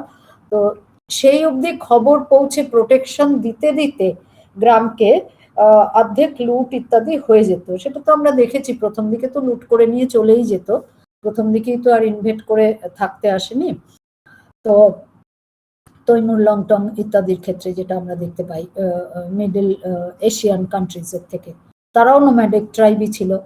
তো সেক্ষেত্রে এই মেল ডমিনেটেড একটা ওয়াল তৈরি করা হয়, both physically and sociologically, to give protection to the entire village প্রথমে, and then pregnant women and the children. করতে করতে ওটা translated into a veil system. যখন ইসলামিক ইনভেশন আরো বেড়ে গেল ইত্যাদি প্রভৃতি করতে করতে ওদের মুভমেন্টটা রেস্ট্রিক্টেড হয়ে গেল। আমরা যখন বলি সাউথে এটা হয় না, নর্থে এটা হয়, তো সাউথ তো অ্যাটাক্ট হয়নি, সাউথ অনেক অনেক অনেক পরে অ্যাটাক্ট হয়েছে, বারবার অ্যাটাক্ট হয়নি, ইনভেডেড হয়েছে, নট অ্যাটাক্ট, ইনভেড হয়েছে, that too from north, that is one thing. আচ্ছা, তারপরে যে ম্যারেজ সিস্টেম নর্থ ইন্ডিয়ার ক্ষেত্রে আছে, এটা টিম ডায়সনের একটা ভালো আর্টিকেল আছে ম্যারেজের ওপরে, ইরাবতী কার্ভের খুব ভালো কাজ আছে। এই যে ইন্টারক্ল্যান ম্যারেজ, যেটাকে আমরা এখানে গোত্র বা ইত্যাদি প্রভৃতি বলি, অ্যাকচুয়ালি ক্ল্যান। সো ইন্টারক্ল্যান ম্যারেজে কি হয় যে মেয়েটা গিয়ে একটা কমপ্লিটলি আননোন সিচুয়েশনে পড়ে, সেটা একটা কাইন্ড অফ মানে পাওয়ার দেয় পেট্রিয়ার্কিতে তাকে ডমিনেট করার বা তাকে কন্ট্রোল করার, কেননা সে যেহেতু চারদিকটা জানে না, সে সাবমিট করে টু দ্যাট সিচুয়েশন। সেটা হচ্ছে north Indian marriage pattern. South ইন্ডিয়াতে কিন্তু ইন্ট্রা ক্ল্যান ম্যারেজ হচ্ছে most dominated, cross cousin marriage ইত্যাদি প্রভৃতিগুলো ওদের প্রেফারেন্সে ছিল। এখন তো অনেক কিছু আমরা চেঞ্জ দেখছি, সেটা ডিফারেন্ট জিনিস, কিন্তু এই সিস্টেমগুলোর থেকে ধীরে ধীরে প্রথাগুলো তৈরি হয়েছে, তৈরি হয়ে মাইন্ডসেটগুলো তৈরি হয়েছে। এবার মডার্নিটিটা অনেকটা এসছে, কিন্তু আমরা কিন্তু কিছু কিছু ক্ষেত্রে ভীষণ স্টাবর্নলি ট্র্যাডিশনাল এই জন্য বলছি, সবাই নিউজ পেপার পড়ছে বা সোশ্যাল মিডিয়াতে দেখছে। এই যে পুনার যে ঘটনাটা হলো, একজনকে এই যে ফিয়ান্সেকে ফেলে দিল আউটিং এ গিয়ে, মেরে ফেললো, বা মিজোরামে হানিমুনে গিয়ে হাজবেন্ডকে মেরে ফেললো, তাদের অ্যাফেয়ারের কথা তারা বাড়িতে বলতেই পারলো না, অথচ খুন করতে পারলো। এতটা ডমিনেন্স যার সাইকোলজিক্যালি থাকে, সেই ডমিনেন্সটা কেন প্যারেন্টদের ক্ষেত্রে বা ঘরে আগে দেখাতে পারে না, সেটা তো একটা বিগ কোশ্চেন হিসাবে সোসাইটি ইজ পারপ্লেক্সড আর কি। লাবণী যেটা বলছে, এটা মাইন্ডসেট কিনা, মাইন্ডসেটও তো অনেক ক্ষেত্রে চেঞ্জ হয়েছে, অনেকটা চেঞ্জ হয়েছে, কিন্তু কিছু কিছু ক্ষেত্রে কোথাও কোথাও এত স্টাবর্ন কেন, যেখানে একটা normal who is not identified as a criminal, যার কোনো আদার মেন্টাল ডিসঅর্ডার আমরা রিপোর্টেড পাচ্ছি না, কুল ব্রেনে জাস্ট বলতে পারলো না যে তার একটা অ্যাফেয়ার আছে, অথচ খুন করতে পারলো। ভীষণ পারপ্লেক্সিং। তো মাইন্ডসেটটা কিন্তু একদিনে আসে না, হিস্টোরিক্যালি তৈরি হয়, what should be the mindset. হ্যাঁ, thank you Somebody ma'am, has বিষয়টাকে raised the hand. হ্যাঁ, হ্যাঁ। কেউ একজন হ্যান্ড রেজ করেছে। হ্যাঁ, Sanghamitra, you have something to say? Sudarshan, you have raised the hand, right? Good. Roy, thank you, ma'am, for this wonderful talk. I just have a few observations and then probably a question. যে ma'am কদিন হলো ধরুন যে news আমরা follow করছি, ভীষণ break করছে। I am actually traveling before, but I could not help myself from asking you the question. সেটা হচ্ছে সঙ্গমিত্রা, চ্যাট বক্সে লেখা যাবে? আওয়াজটা ব্রেক করছে ম্যাডাম, মানে আমরা কেউই ঠিক করে শুনতে পাচ্ছি না। ইফ ইট ইজ পসিবল একটু চ্যাট বক্সে লিখবি। হ্যাঁ definitely. I think that will be better. হ্যাঁ, নয়তো শোনা না গেলে রেসপন্সটা তো দেওয়া মুশকিল।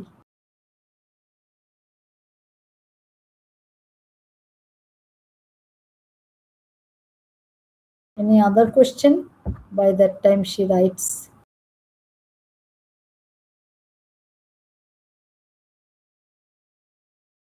আর কোনো কোয়েশ্চেন আছে অন্যদের যতক্ষণ উনি লিখছেন? বাকিরা কারোর কিছু জিজ্ঞাসা থাকলে? ম্যাডাম একটা প্রশ্ন ছিল, যদি অনুমতি দেন তাহলে করতে পারি। হ্যাঁ, সেটা হচ্ছে যে এই যে আরবান বা রুরাল যে আমরা বাড়ির হাউস হোল্ডের কথা বললাম, যে যেখানে 1 চাইল্ড বা 2 চিলড্রেন এই ফার্টিলিটি রেশিওতে আমরা এখন নিজেদেরকে লিমিট করেছি, বাট টকিং অ্যাবাউট লাইক আরো স্ট্র্যাটেজিস, মানে কিভাবে ভাবা যায় বা গভর্নমেন্টের কাছে এটা তুলে ধরা যায়, যেখানে আমরা দেখছি যে স্লামে বা ধরুন রুরাল কিছু হাউস হোল্ড যেগুলো বিপিএল ফ্যামিলিজ, সেখানে কিন্তু মোর দ্যান 2 চিলড্রেন আমরা দেখতে পাচ্ছি। সেখানে হয়তো ম্যালনারিশমেন্টের জন্য কিছু কিছু বাচ্চা, বিশেষ করে আরবান স্লামে, যেটা আমিও কিছু অবজার্ভ করেছি, যে ক্রিপল্ড বাচ্চা হচ্ছে, বা উইথ মানে দে আর হ্যাভিং দ্য বার্থ, দে আর মানে taking birth with the abnormalities, with the birth defects. তো সেই জায়গায় দাঁড়িয়ে সেটাও তো একটা বার্ডেন অন দ্য সোসাইটি।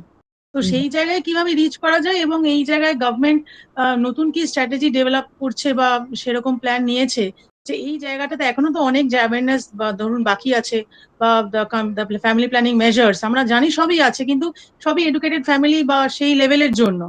কিন্তু what about this grassroot level people, যেহেতু বটম আপ প্ল্যানিং আপনি বললেন যে কথাটা, তো এই জায়গাটা কিভাবে রিচ করা যায় ম্যাডাম, সেটা যদি একটু বলেন। এটা অ্যাকচুয়ালি ওই পার্কুলেশন এফেক্টে যখন ধরা হচ্ছে, তখন আমরা কিন্তু মানে যে হিসাবে এস্টিমেট আসছে, 80% of the family are much aware of how to control reproduction. আচ্ছা, আমাদের যদি প্রিন্যাটাল মানে প্রেগনেন্সির সময়ে যে অ্যান্টিন্যাটাল চেক আপ ইত্যাদি প্রভৃতি, ওগুলো বড় লোকের জন্য তো ফ্রি নয়, গরিবের জন্য পুরো ফ্রি, এবং সেগুলো অ্যাজ মাচ অ্যাজ ডোর স্টেপ অ্যাজ পসিবল দেওয়ার চেষ্টা করা হচ্ছে। সেগুলো তো যারা অ্যাভেল করছে, কেননা government can not spoon feed, মুখের কাছে অবধি নিয়ে যেতে হবে, তারপরে তার দাঁত তার জিভ তাকেই ইউজ করতে হবে।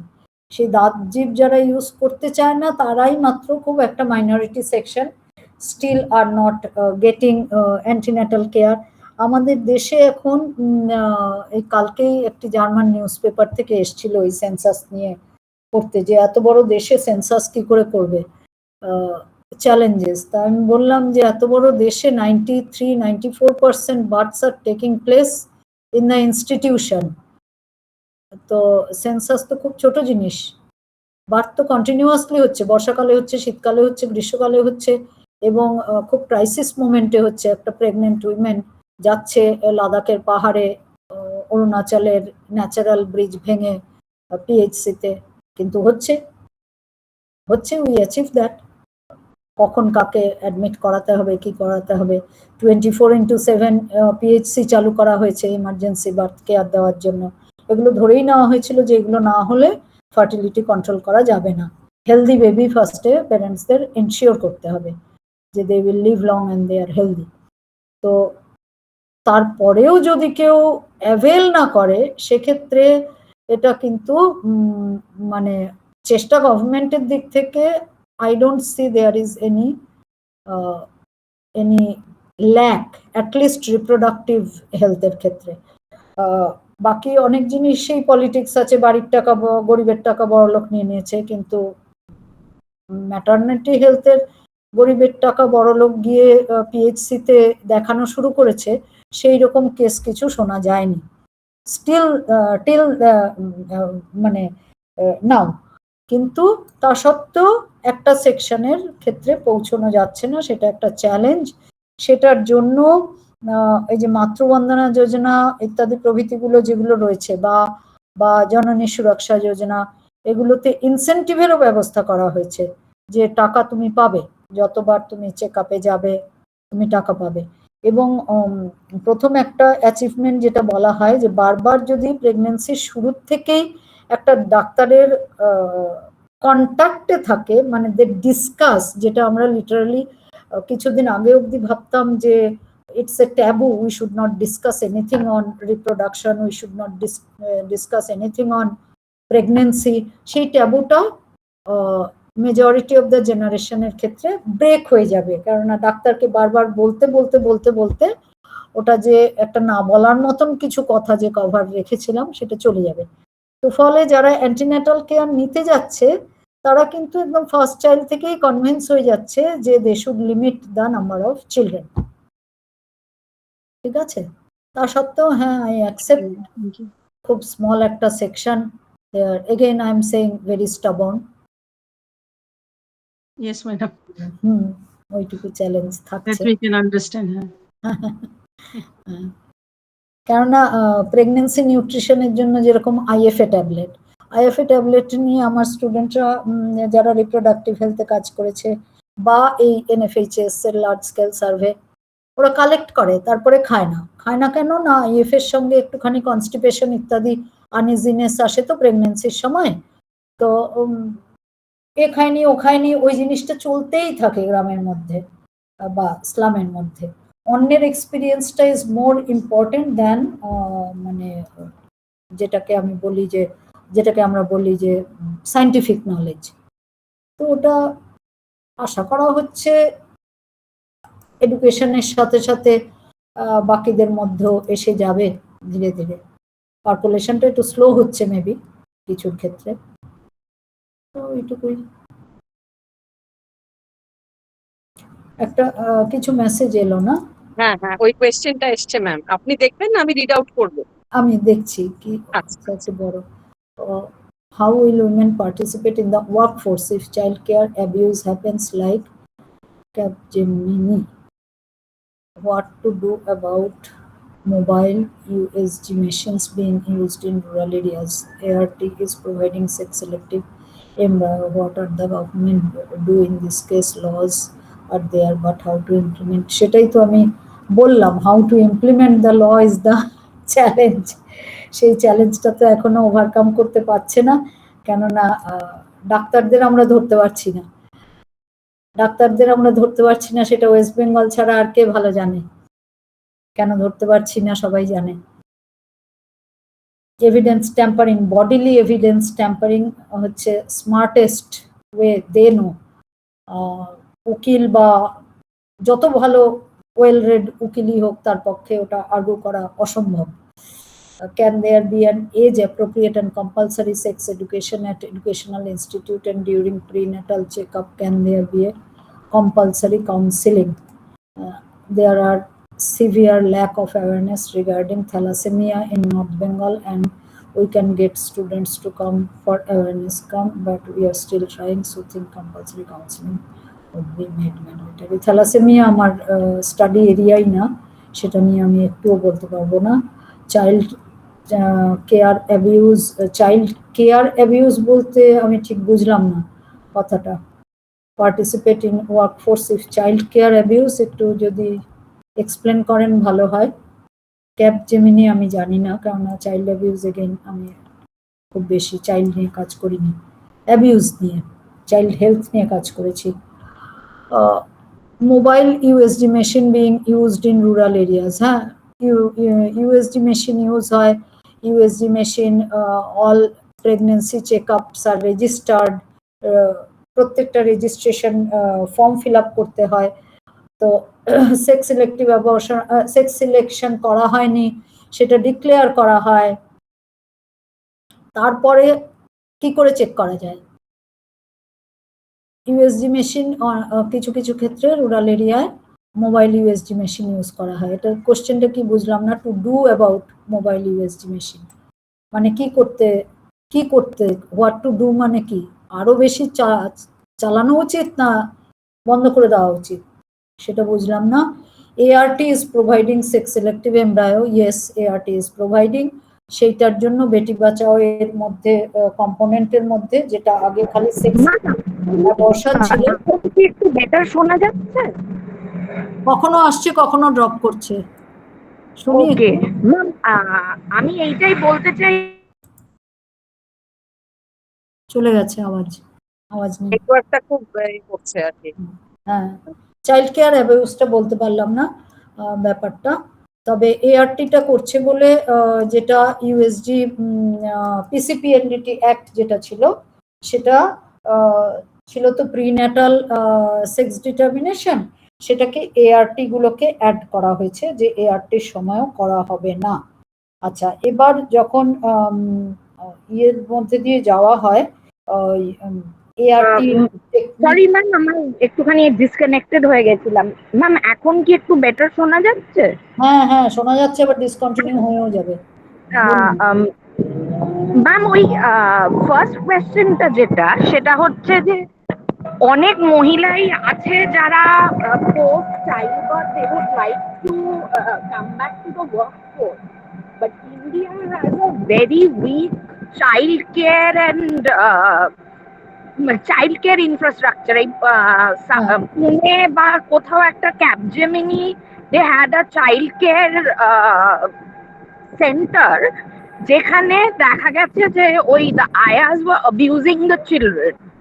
So I personally know of my friends who gave up their working careers to take care of their children. So can there be some kind of a government intervention in this case? Government intervention বলতে government রুলের মধ্যে আছে কতজন employed হলে সেই অফিসে মানে ক্রেশের provision রাখতেই হবে। আচ্ছা, এখন নাম্বার অফ চিলড্রেন আর সোলেস, যে একটা ক্রেশ চালানোর জন্য 3টে মহিলা কাজ করে, তাদের একজনের বাচ্চা হয়েছে এবং সেই বাচ্চার জন্য ক্রেশ চালানো হলো, সেই বাচ্চা 2 দিন পরে যখন স্কুলে গেল 7-8 বছর পরে, সেই ক্রেশ ইজ ফলিং ফ্ল্যাট। তো সেই জন্য গভর্নমেন্ট খালি দিয়ে রেখেছে ক্রেশ থাকতে হবে বা চাইল্ড কেয়ার স্পেস থাকতে হবে, মানে আপনার মেড আপনি নিয়ে এসে with child food and colour pencil everything you can have a space inside that office যেখানে বাচ্চা থাকবে। কেননা ক্রেশ সবখানে ম্যান্ডেটরি করে দেখা গেছে ফার্টিলিটি যখন কমে যায়, it's absolutely not a viable concept. কারণ আমরা ওয়েস্টার্ন কান্ট্রি গুলোকে দেখাই, ওয়েস্টার্ন কান্ট্রি গুলোতে যে সব মায়েরা ক্রেশে রেখে যায়, those places are extremely costly, you have to bear all the cost. তো সেটাতে আমরা রাজি নই এর চেয়েও বেশি হচ্ছে আমাদের দেশের মহিলারা মেজরিটি আর লো পেড টাস্কে থাকে, তারা যদি অতটা টাকা ক্রেশেই দেয়, তার চেয়ে গিভ আপ করা ক্যারিয়ার ইজ বেটার অপশন। তাতে বেশি পয়সা বাঁচে বা বেশি স্ট্রেস কমে, এরকম ভাবে এখন আমাদের যে ইকোনমিক সিচুয়েশনটা আছে। কিন্তু গভর্নমেন্ট স্ট্যাটাসের মধ্যে ইটস ম্যান্ডেটরি যে ক্রেশ অথবা চাইল্ড কেয়ার স্পেস দিতে হবে, সেটার একটা নাম্বার আছে। Of course not unit of 6-7 persons working, সেরকম ধরনের স্মল ইউনিট, সেরকম স্মল ফর্মাল ইউনিট তো প্রচুর আজকাল আছে, সেই সব ইউনিটের জন্য কোনো প্রভিশন নেই।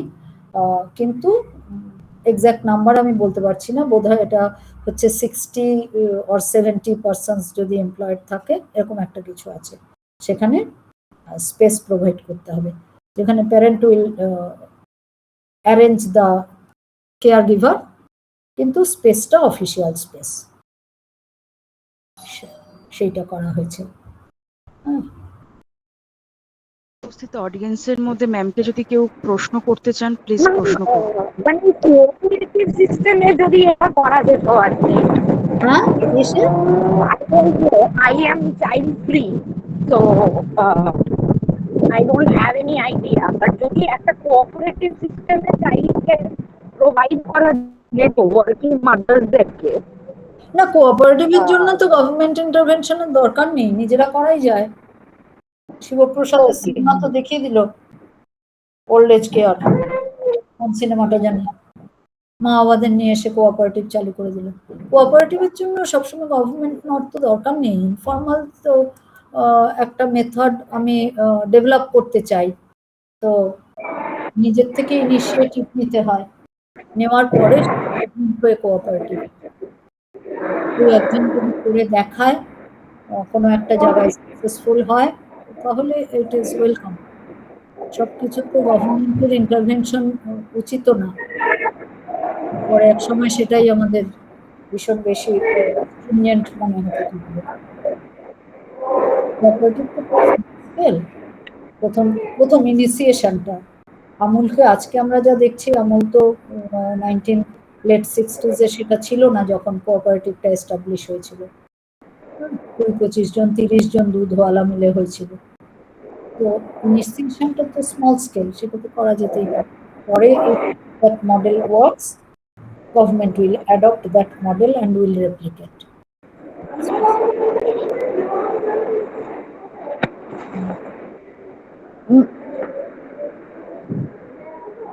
Ma'am, since I was logged out, I don't have the rest of the question with me. But if someone can read out the questions, I can elaborate in the sense যে আমি actually কি বলতে চাই। আমি বললাম যে thalassaemia আমার task নয়, আমি বলতে পারবো না। না, আমি আমাদের এদিকে North Bengal thalassemia is a major issue. So we have been trying. আমি কমেন্ট করব না, আমি কমেন্ট করব না, আমি ওটা পড়িনি, আমার ওটা রিসার্চ এরিয়া না। প্রি কাউন্সিলিং এও ম্যাম এরা কেউ আসে না, তাহলে এনইপির আন্ডারে যদি ধরুন এই যে ফ্যামিলি কাউন্সিলিং, আমি বলবো সোশ্যাল আইডিয়া নেই কমেন্ট। না না না ম্যাম, থ্যালাসেমিয়াটা জাস্ট একটা এক্সাম্পল দিয়েছি, কিন্তু আমি বলছি যে এই যে সেক্স সিলেক্টিভ বার্থ বা অবর্শন নিয়েও যদি এনইপিতে একটা কম্পালসারি পেপার করা যায় টু মেক পিপল অ্যাওয়্যার, একটা সোশ্যাল অ্যাওয়ারনেস। 50 নম্বর কি করবে ম্যাম? এনইপি আমরা বলছি ভীষণ বার্ডেন, কত কিছু করতে হচ্ছে। এক্স্যাক্টলি ম্যাম, আমি সেটা জানি। মানে সেটা অল ইন্ডিয়া ড্রপ আউট, কিন্তু আর সেন্ট্রাল এন্ড ওয়েস্টার্ন ইন্ডিয়াটা প্রবলেমটা খুব পারসিস্টেন্ট। সাউথ ইত্যাদি ইজ রিকভারিং, কাজেই সবার জন্য এটা ইম্পোজ করা। মানে এই যে অ্যাওয়ারনেসটা কি কোন লেভেলে আনা যেতে পারে? মানে ধরুন একটা কাপল তারা প্রিনেটাল বা অ্যান্টিনেটাল কেয়ারের জন্য যাবে, সেক্স সিলেক্টিভ অ্যাবর্শনের অ্যাওয়ারনেস দিয়ে তো সেক্স সিলেক্টিভ অ্যাবর্শন যায় না। এটা প্রপার্টি রাইট, একটা বিজনেসম্যানের বিজনেস আমার ছেলের কাছে যাবে, সবকিছু মিলে জিনিসটা আসে। শুধুমাত্র একটা অ্যাওয়ারনেস দিয়ে কি করে হবে? ডাউরি সিস্টেম আমরা দিতে এখনো এত ভালোবাসি, মেয়েরা সাজতে এত ভালোবাসি, and we glorify our parents have given us 1 kilo gold even in the south. So I am objectified through that gold, but I am denying that. তো সেই জিনিসগুলো ইকুয়ালি মাদার্সের মাইন্ডসেট যেদিন চেঞ্জ হবে অটোমেটিক্যালি এসে যাবে, নট থ্রু অনলি ফাদার। এখন দেখা যাচ্ছে মায়েদের সান প্রেফারেন্স অনেক বেশি থাকে। Yes ma'am, yes ma'am. They feel proud to hold hand of a boy child than a girl child. Yes ma'am. Ma'am, somewhere we need to fight patriarchy, but the question is how. And উইমেনদের ওয়ার্কের ক্ষেত্রে যেটা, it is not only child care, একটা major major major সমস্যা হচ্ছে their security. Security from road, night duty. একটা journalist বোম্বেতে ঘুরে বেড়াচ্ছে, সারা রাতি ঘুরতে পারে, দিল্লিতে 9টার পরেই ভেতরে ঢোকো ভেতরে ঢোকো ভেতরে ঢোকো। তো how how how it will work? কোথা থেকে শুরু করতে হবে? শুধু সেক্স সিলেক্টিভ অ্যাবর্শনের অ্যাওয়ারনেস দিলে হবে? এখনো সিকিউরিটি জেন্ডার ইকুয়ালিটির যে ব্যাপারটা, এটা কিভাবে অ্যাওয়ারনেসটা করা যেতে পারে? না, এটা অনেকটা এসে গেছে বলেই ইমপ্রুভমেন্ট ইত্যাদি দেখা যাচ্ছে। তো ওভার টাইম আরো আসবে এক্সপেক্টেড, যে নেক্সট জেনারেশনে যে মেয়েরা হায়ার এডুকেশনে এতটা এসছে, তো যেই পুরনো কোহর্টটা বেরিয়ে যাবে তখন নিউ কোহর্টের ক্ষেত্রে এক্সপেক্টেড যে চেঞ্জটা মোর ভিজিবল হবে। এখনো কোহর্টটা মিক্সড আছে বলে প্রবলেম হচ্ছে। ইয়েস ম্যাম, কারণ এটা একটু সামান্য হলেও চেঞ্জ আমি দেখতে পাচ্ছি। I work in a rural college in north Bengal. তো এইখানে in my English literature class, I try to, do counseling in my own way. First year থেকে থার্ড ইয়ার কিন্তু ছেলে এবং মেয়ে সবার মধ্যে, বরঞ্চ ছেলেদের মধ্যে আমি চেঞ্জটা বেশি দেখতে পাচ্ছি, কিন্তু মেয়েদের মধ্যে ওই পেট্রিয়ার্কাল ওই মাইন্ডসেটটা এখনো ব্রেক করতে না, ওই ওদের হচ্ছে বিয়ে করব, সংসার করব, ব্যাস সামহাও ওই কন্যাশ্রীর টাকাটার জন্য আটকে থাকছে। The moment it is done, পালিয়ে গিয়ে বিয়ে করে নিচ্ছে। তো আমাদের স্টেটও তো পেট্রিয়ার্ক না। Exactly ma'am. স্টেটের এই যে ইমপ্লিমেন্টেশন, তুমি ঢুকলেই টাকা পাবে, আনম্যারিড মেয়ে ঢুকলেই টাকা পাবে, টাকা পাবে, টাকা পাবে, বিয়ে করলে টাকা পাবে, গরিব ঘরের মেয়ে বিয়ে করলে আবার রূপশ্রী পাবে, তারপরে কন্যাশ্রী পাবে। তো এগুলো তো পেট্রিয়ার্কি দেখাচ্ছে যে marriage is compulsory, you will get money for that.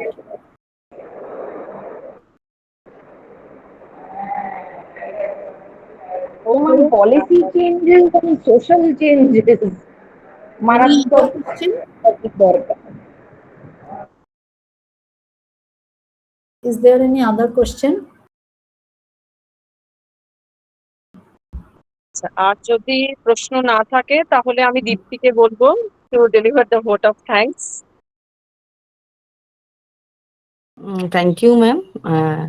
প্রথমেই আমি কৃতজ্ঞতা এবং ধন্যবাদ এবং জানাবো ভাস্বতী ম্যাডামকে, কারণ তিনি এত সুন্দরভাবে এই পপুলেশন স্টাডিজ কিভাবে তার এভলিউশন হচ্ছে, কি ধরনের সমস্যা অ্যারাইজ করছে, কোন কোন সেক্টরে সমস্যাগুলো। আমরা এতদিন ভাবতাম যে রুরাল আরবান, আরবানের মানুষজন হয়তো অনেক বেশি মানে এটা একটা ধারণা যে শিক্ষিত মানুষ মানেই সে অনেক বেশি মানে সমস্ত বিষয়ে অ্যাওয়ার থাকবে, কিন্তু আদতে বিষয়টা ঠিক খানিকটা উল্টো। তো এই জায়গাগুলো খানিকটা ইয়ে হলো। তো ম্যাডামের কাছে, ম্যাডামকে আমি ধন্যবাদ জানাবো এত সুন্দর একটা আলোচনা আমাদের সাথে ভাগ করে নেওয়ার জন্য। আর আরেকটা আমার একটা প্রশ্ন ছিল ম্যাডাম, প্রশ্নটা করে তারপরে আমি বাকি কাজটা করছি। সেটা হচ্ছে মানে আমি জানি না বিষয়টা, সেটা হচ্ছে আমি যেটা জানতে চাইছি যে যদি কোনো সিজারিয়ান ডেলিভারি হয়, সেক্ষেত্রে দুটো বাচ্চা যদি পরপর সিজার হয় তাদেরকে লাইগেশন করে দেওয়া হয় মায়েদেরকে। এটা কি গভর্নমেন্টের কোনো রুলস? আর আর একটা হচ্ছে, আমি আবার আমাদের এলাকাতেই একটা মহিলাকে দেখেছি, মানে সেই ভদ্রলোক একটা স্কুল টিচার, তার দুটো কন্যা সন্তান হয়েছে সিজারে। এইবার কিন্তু যেহেতু আপনি বললেন যে প্রপার্টি বা অনেক ব্যাপার থাকে, তাদের অনেক জমি জায়গা আছে আমাদের এলাকাতে, তো এবার কন্যা সন্তান হবে, 1 কোটি টাকার সম্পত্তি নিয়ে যাবে জামাইরা, এটা উনি নিতে পারেননি। তো 1 কোটি টাকার সম্পত্তি জামাইকে না দেওয়ার জন্য তো ওরা এবার মানে শ্বশুর শাশুড়ি এবং বাবা এবং ছেলে ছেলে নিজেও তার ওয়াইফকে বলছে যে তার আর একটা বাচ্চা নেবে, এবং তারা লাইগেশন করেননি, এবং থার্ড একটা বাচ্চা বেবি ইস্যু হলো, এবং সেটা মানে কোইন্সিডেন্টলি ছেলেই হয়েছে। তো এবার ডাক্তার যে সিজার করতে গেছে, সে তো আপনি বলছেন মানে সে তো মানে অত্যন্ত তিরস্কারও করেছে ভদ্রলোককে শুনেছি, এবং একই সাথে বলেছেন যে আপনি তো মানে সেই পাশায় জিতে গেলেন, যে মানে বউটাকে যে একেবারে পাশার দানে ফেলে দিল সেইভাবে উনি বিয়ে করেছে। তো এই ব্যাপারটা যে জানতে চাইছি যে লাইগেশনের ব্যাপারটা কি এক্স্যাক্টলি, মানে আমাদের বাচ্চাদের ক্ষেত্রে দুটো বাচ্চা হলে নর্মালি দেখি যে সবাই লাইগেশন করে নেয়, কিন্তু ওই মহিলা করলো না, কিন্তু কেন ব্যাপারটা? ওই যে যেটা চীন আর ইন্ডিয়ার ডিফারেন্স বললাম, আমাদেরটা কোয়ারসিভ না, কনভিন্সিং। তো যেহেতু ওই ফার্স্ট অ্যান্টিনেটাল কেয়ার থেকে ডাক্তারের কাছে যেতে থাকে, ডাক্তারেরা এটা বলতে থাকে যে সেকেন্ড বেবি যদি নেন 3 থেকে 4 বছর গ্যাপ রাখবেন, এটা ইউজ করবেন, ওটা এই করবেন, এটা সেই করবেন, করলে বাচ্চার হেলথ খুব ভালো থাকবে, ইমিউনাইজেশন গুলো কেন নেওয়া দরকার। তো সেই হিসাবে এনআরএইচএম ইন্ট্রোডিউস করা হয়েছিল যে মায়েরা গিয়ে প্রথম থেকে কথা বলতে থাকুক, তাহলে মায়েদের জেনারেল একটা অ্যাওয়ারনেস তৈরি হয়ে যাবে, এবং মানে কনভিন্স করার জন্য আলাদা প্রোগ্রাম, প্রচার, অ্যাওয়ারনেস ক্যাম্প কিছুই লাগবে না। Each and everyone should go to the doctor সেই হিসাবে। এবং লাইগেশন যেটা, সেটা ইন জেনারেল ছেড়ে দেওয়া হয় প্যারেন্টদের ওপরই, কিন্তু কনভিন্স ডাক্তারেরা করতেই থাকে।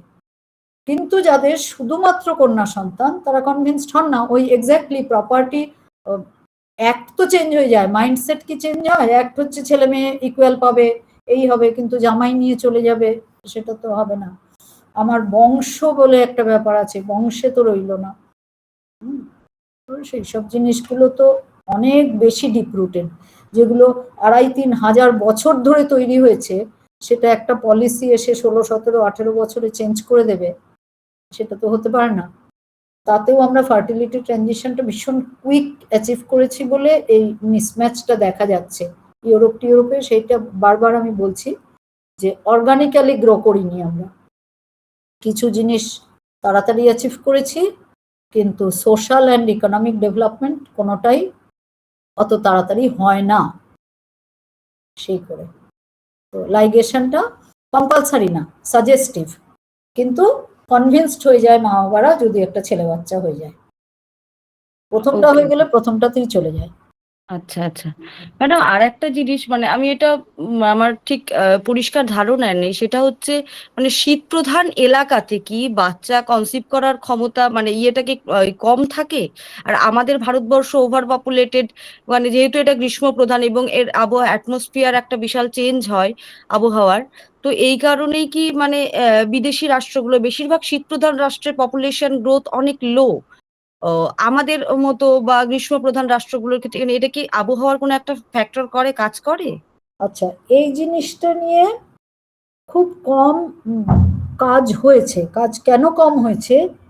সবকিছুই তো রিসার্চ বলতে ইউরোপ বা আমেরিকা ফান্ড করবে, তবে সেই রিসার্চটা গ্লোবালি অ্যাকসেপ্টেবল লেভেলে পৌঁছবে। এটা নিয়ে ভারতবর্ষে করার চেষ্টা হয়েছে, কিন্তু অত সাফিসিয়েন্ট, এটা প্রচুর প্রচুর ফান্ডিং এর ব্যাপার লাগবে, কেননা এটা খালি সোশিওলজিক্যাল তো নয়, এটা বায়োলজিক্যালও বটে, জেনেটিক কিছু আছে কি নেই সেটাও দেখার দরকার।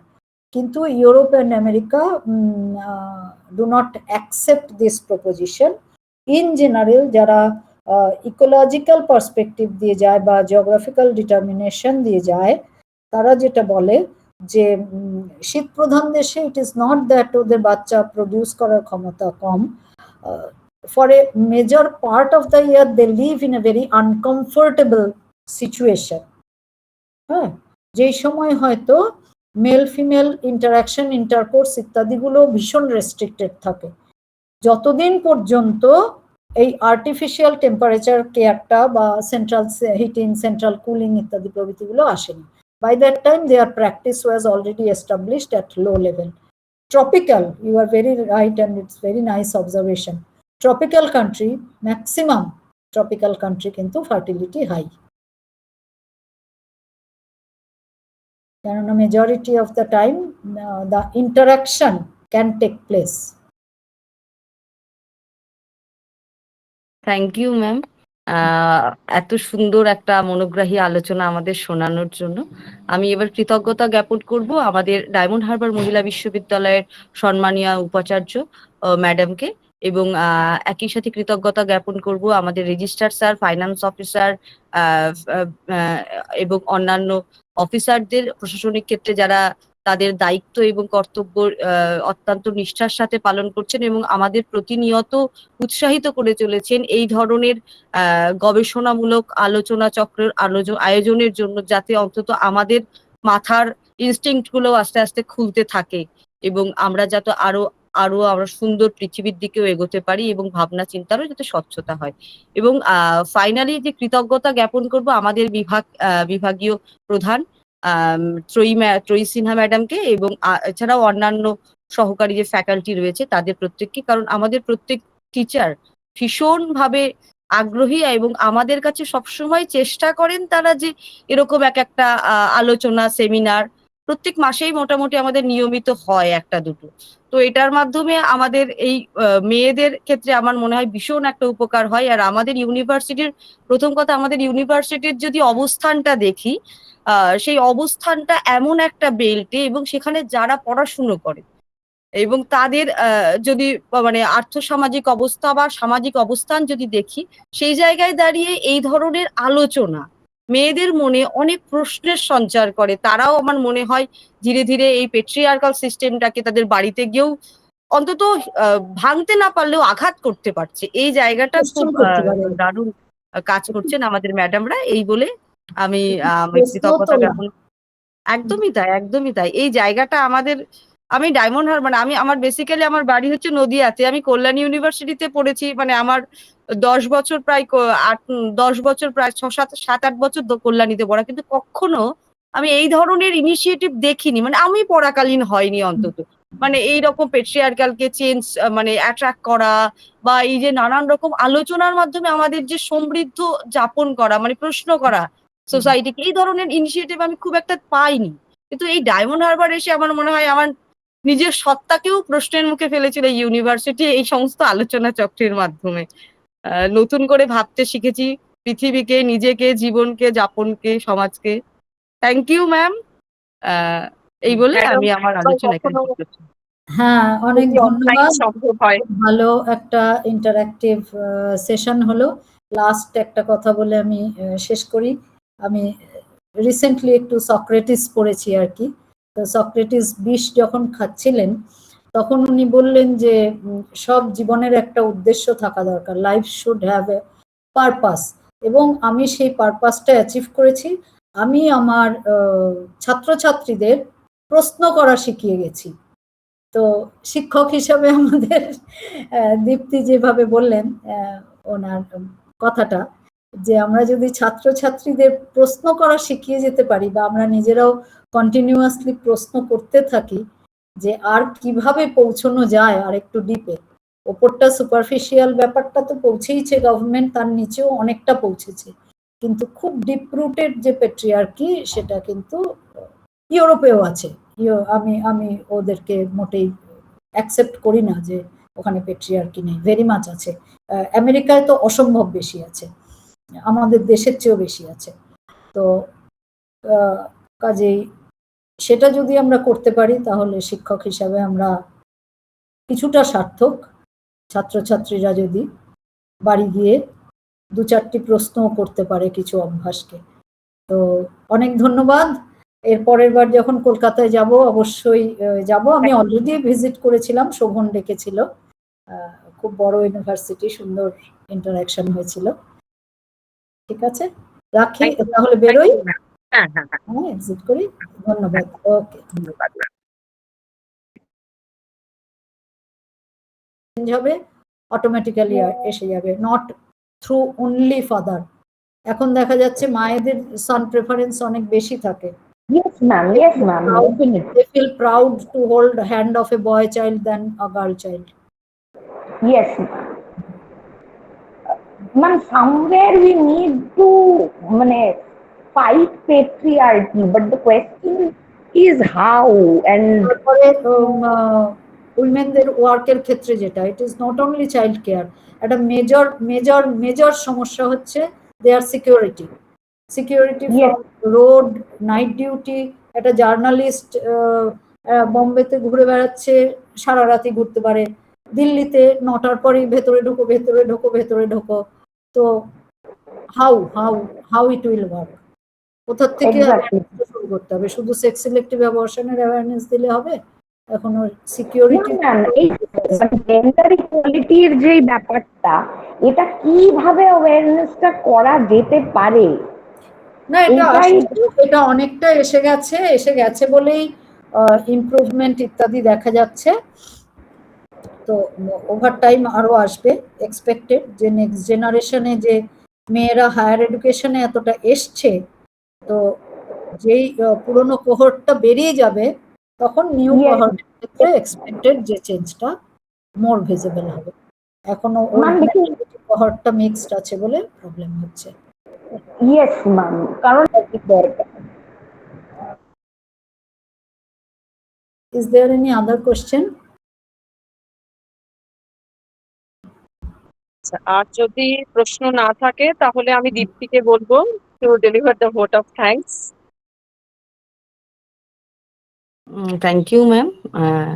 প্রথমেই আমি কৃতজ্ঞতা এবং ধন্যবাদ এবং জানাবো ভাস্বতী ম্যাডামকে, কারণ তিনি এত সুন্দরভাবে এই পপুলেশন স্টাডিজ কিভাবে তার এভলিউশন হচ্ছে, কি ধরনের সমস্যা অ্যারাইজ করছে, কোন তৈরি হয়ে যাবে।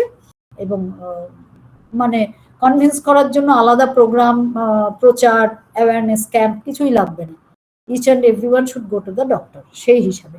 এবং লাইগেশন যেটা, সেটা ইন জেনারেল ছেড়ে দেওয়া হয় প্যারেন্টদের ওপরই, কিন্তু কনভিন্স ডাক্তারেরা করতেই থাকে। কিন্তু যাদের শুধুমাত্র কন্যা সন্তান তারা কনভিন্সড হন না। ওই এক্স্যাক্টলি প্রপার্টি অ্যাক্ট তো চেঞ্জ হয়ে যায়, মাইন্ডসেট কি চেঞ্জ হয়? অ্যাক্ট হচ্ছে ছেলে মেয়ে ইকুয়াল পাবে, এই হবে, কিন্তু জামাই নিয়ে চলে যাবে, সেটা তো হবে না। আমার বংশ বলে একটা ব্যাপার আছে, বংশে তো রইল না। সেই সব জিনিসগুলো তো অনেক বেশি ডিপ রুটেড, যেগুলো 2,500-3,000 বছর ধরে তৈরি হয়েছে, সেটা একটা পলিসি এসে 16, 17, 18 বছরে চেঞ্জ করে দেবে, সেটা তো হতে পারে না। তাতেও আমরা ফার্টিলিটি ট্রানজিশনটা ভীষণ কুইক অ্যাচিভ করেছি বলে এই মিসম্যাচটা দেখা যাচ্ছে। ইউরোপে সেইটা বারবার আমি বলছি যে অর্গানিক্যালি গ্রো করিনি আমরা, কিছু জিনিস তাড়াতাড়ি অ্যাচিভ করেছি, কিন্তু সোশ্যাল অ্যান্ড ইকোনমিক ডেভেলপমেন্ট কোনোটাই অত তাড়াতাড়ি হয় না। সেই করে তো লাইগেশনটা কম্পালসারি না, সাজেস্টিভ, কিন্তু কনভিন্সড হয়ে যায় মা বাবারা যদি একটা ছেলে বাচ্চা হয়ে যায়। প্রথমটা Okay. হয়ে গেলে প্রথমটাতেই চলে যায়। আচ্ছা আচ্ছা ম্যাডাম, আর একটা জিনিস মানে আমি এটা আমার ঠিক পরিষ্কার ধারণা নেই, সেটা হচ্ছে মানে শীত প্রধান এলাকাতে কি বাচ্চা কনসিভ করার ক্ষমতা মানে ইয়েটা কি কম থাকে?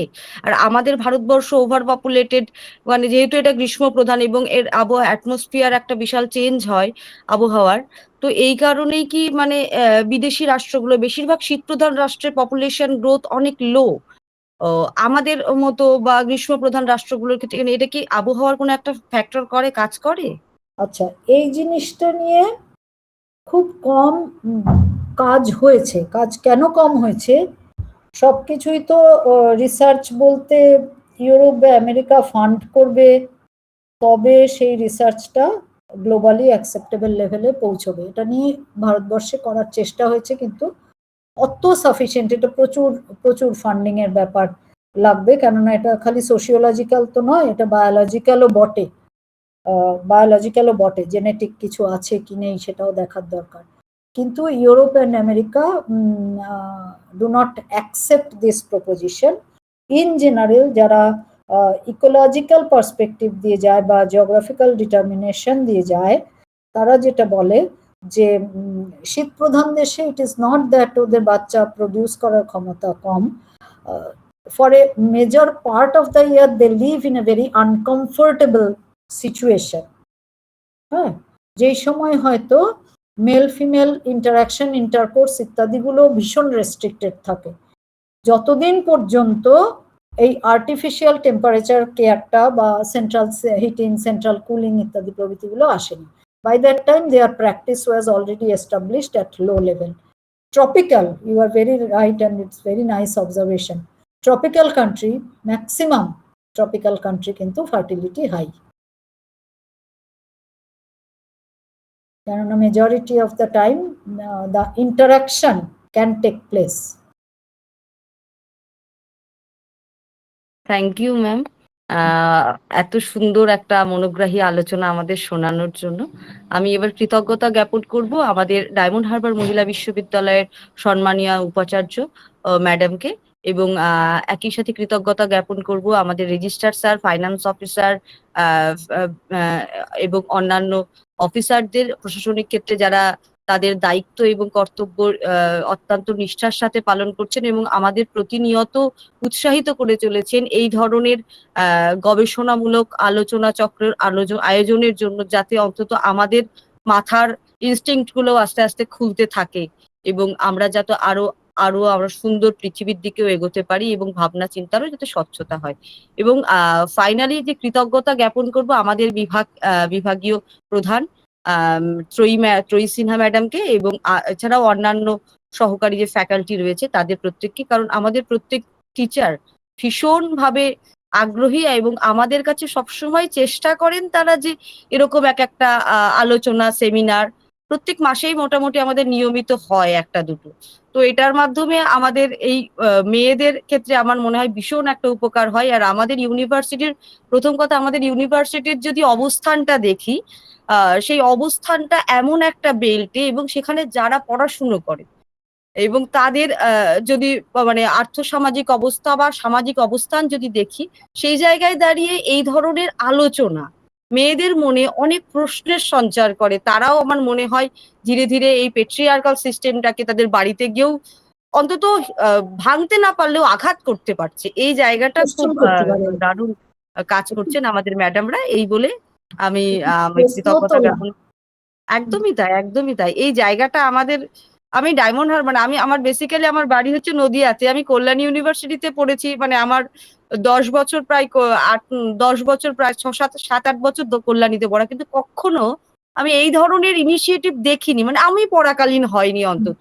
মানে এইরকম পেট্রিয়ার্কালকে চেঞ্জ, মানে অ্যাট্রাক্ট করা, বা এই যে নানান রকম আলোচনার মাধ্যমে আমাদের যে সমৃদ্ধ যাপন করা, মানে প্রশ্ন করা সোসাইটিকে, এই ধরনের ইনিশিয়েটিভ আমি খুব একটা পাইনি। কিন্তু এই ডায়মন্ড হারবার এসে আমার মনে হয় আমার নিজের সত্তাকেও প্রশ্নের মুখে ফেলেছিল এই ইউনিভার্সিটি এই সমস্ত আলোচনা চক্রের মাধ্যমে। নতুন করে ভাবতে শিখেছি পৃথিবীকে, নিজেকে, জীবনকে, যাপনকে, সমাজকে। Thank you ma'am. এই বলে ম্যাডাম, আমি আমার আলোচনা এখানে কখনো শেষ করছি। হ্যাঁ, অনেক যদি অনলাইন ধন্যবাদ। সম্ভব হয়। ভালো একটা ইন্টারঅ্যাক্টিভ সেশন হলো। লাস্ট একটা কথা বলে আমি শেষ করি। আমি রিসেন্টলি একটু সক্রেটিস পড়েছি আর কি। তো সক্রেটিস বিষ যখন খাচ্ছিলেন তখন উনি বললেন যে সব জীবনের একটা উদ্দেশ্য থাকা দরকার, life should have a purpose. এবং আমি সেই পারপাসটা অ্যাচিভ করেছি। আমি আমার ছাত্রছাত্রীদের প্রশ্ন করা শিখিয়ে গেছি। তো শিক্ষক হিসাবে আমাদের দীপ্তি যেভাবে বললেন ওনার কথাটা, যে আমরা যদি ছাত্রছাত্রীদের প্রশ্ন করা শিখিয়ে যেতে পারি, বা আমরা নিজেরাও কন্টিনিউয়াসলি প্রশ্ন করতে থাকি যে আর কিভাবে পৌঁছানো যায় আর একটু ডিপে। ওপরটা সুপারফিশিয়াল ব্যাপারটা তো পৌঁছেইছে, গভর্নমেন্ট তার নিচেও অনেকটা পৌঁছেছে, কিন্তু খুব ডিপ রুটেড যে পেট্রিয়ার্কি সেটা কিন্তু ইউরোপেও আছে। আমি ওদেরকে মোটেই অ্যাকসেপ্ট করি না যে ওখানে পেট্রিয়ার্কি নেই, ভেরি মাচ আছে। আমেরিকায় তো অসম্ভব বেশি আছে, আমাদের দেশের চেয়েও বেশি আছে। তো কাজেই সেটা যদি আমরা করতে পারি তাহলে শিক্ষক হিসাবে আমরা কিছুটা সার্থক। ছাত্রছাত্রীরা যদি বাড়ি গিয়ে 2-4টি প্রশ্নও করতে পারে কিছু অভ্যাসকে। তো অনেক ধন্যবাদ। এর পরের বার যখন কলকাতায় যাব অবশ্যই যাব। আমি অলরেডি ভিজিট করেছিলাম, শোভন ডেকেছিল। খুব বড় ইউনিভার্সিটি, সুন্দর ইন্টারাকশন হয়েছিল। ঠিক আছে, রাখি তাহলে, বেরোই। হ্যাঁ হ্যাঁ হ্যাঁ, হ্যাঁ, এক্সিট করি। ধন্যবাদ। ওকে, ধন্যবাদ।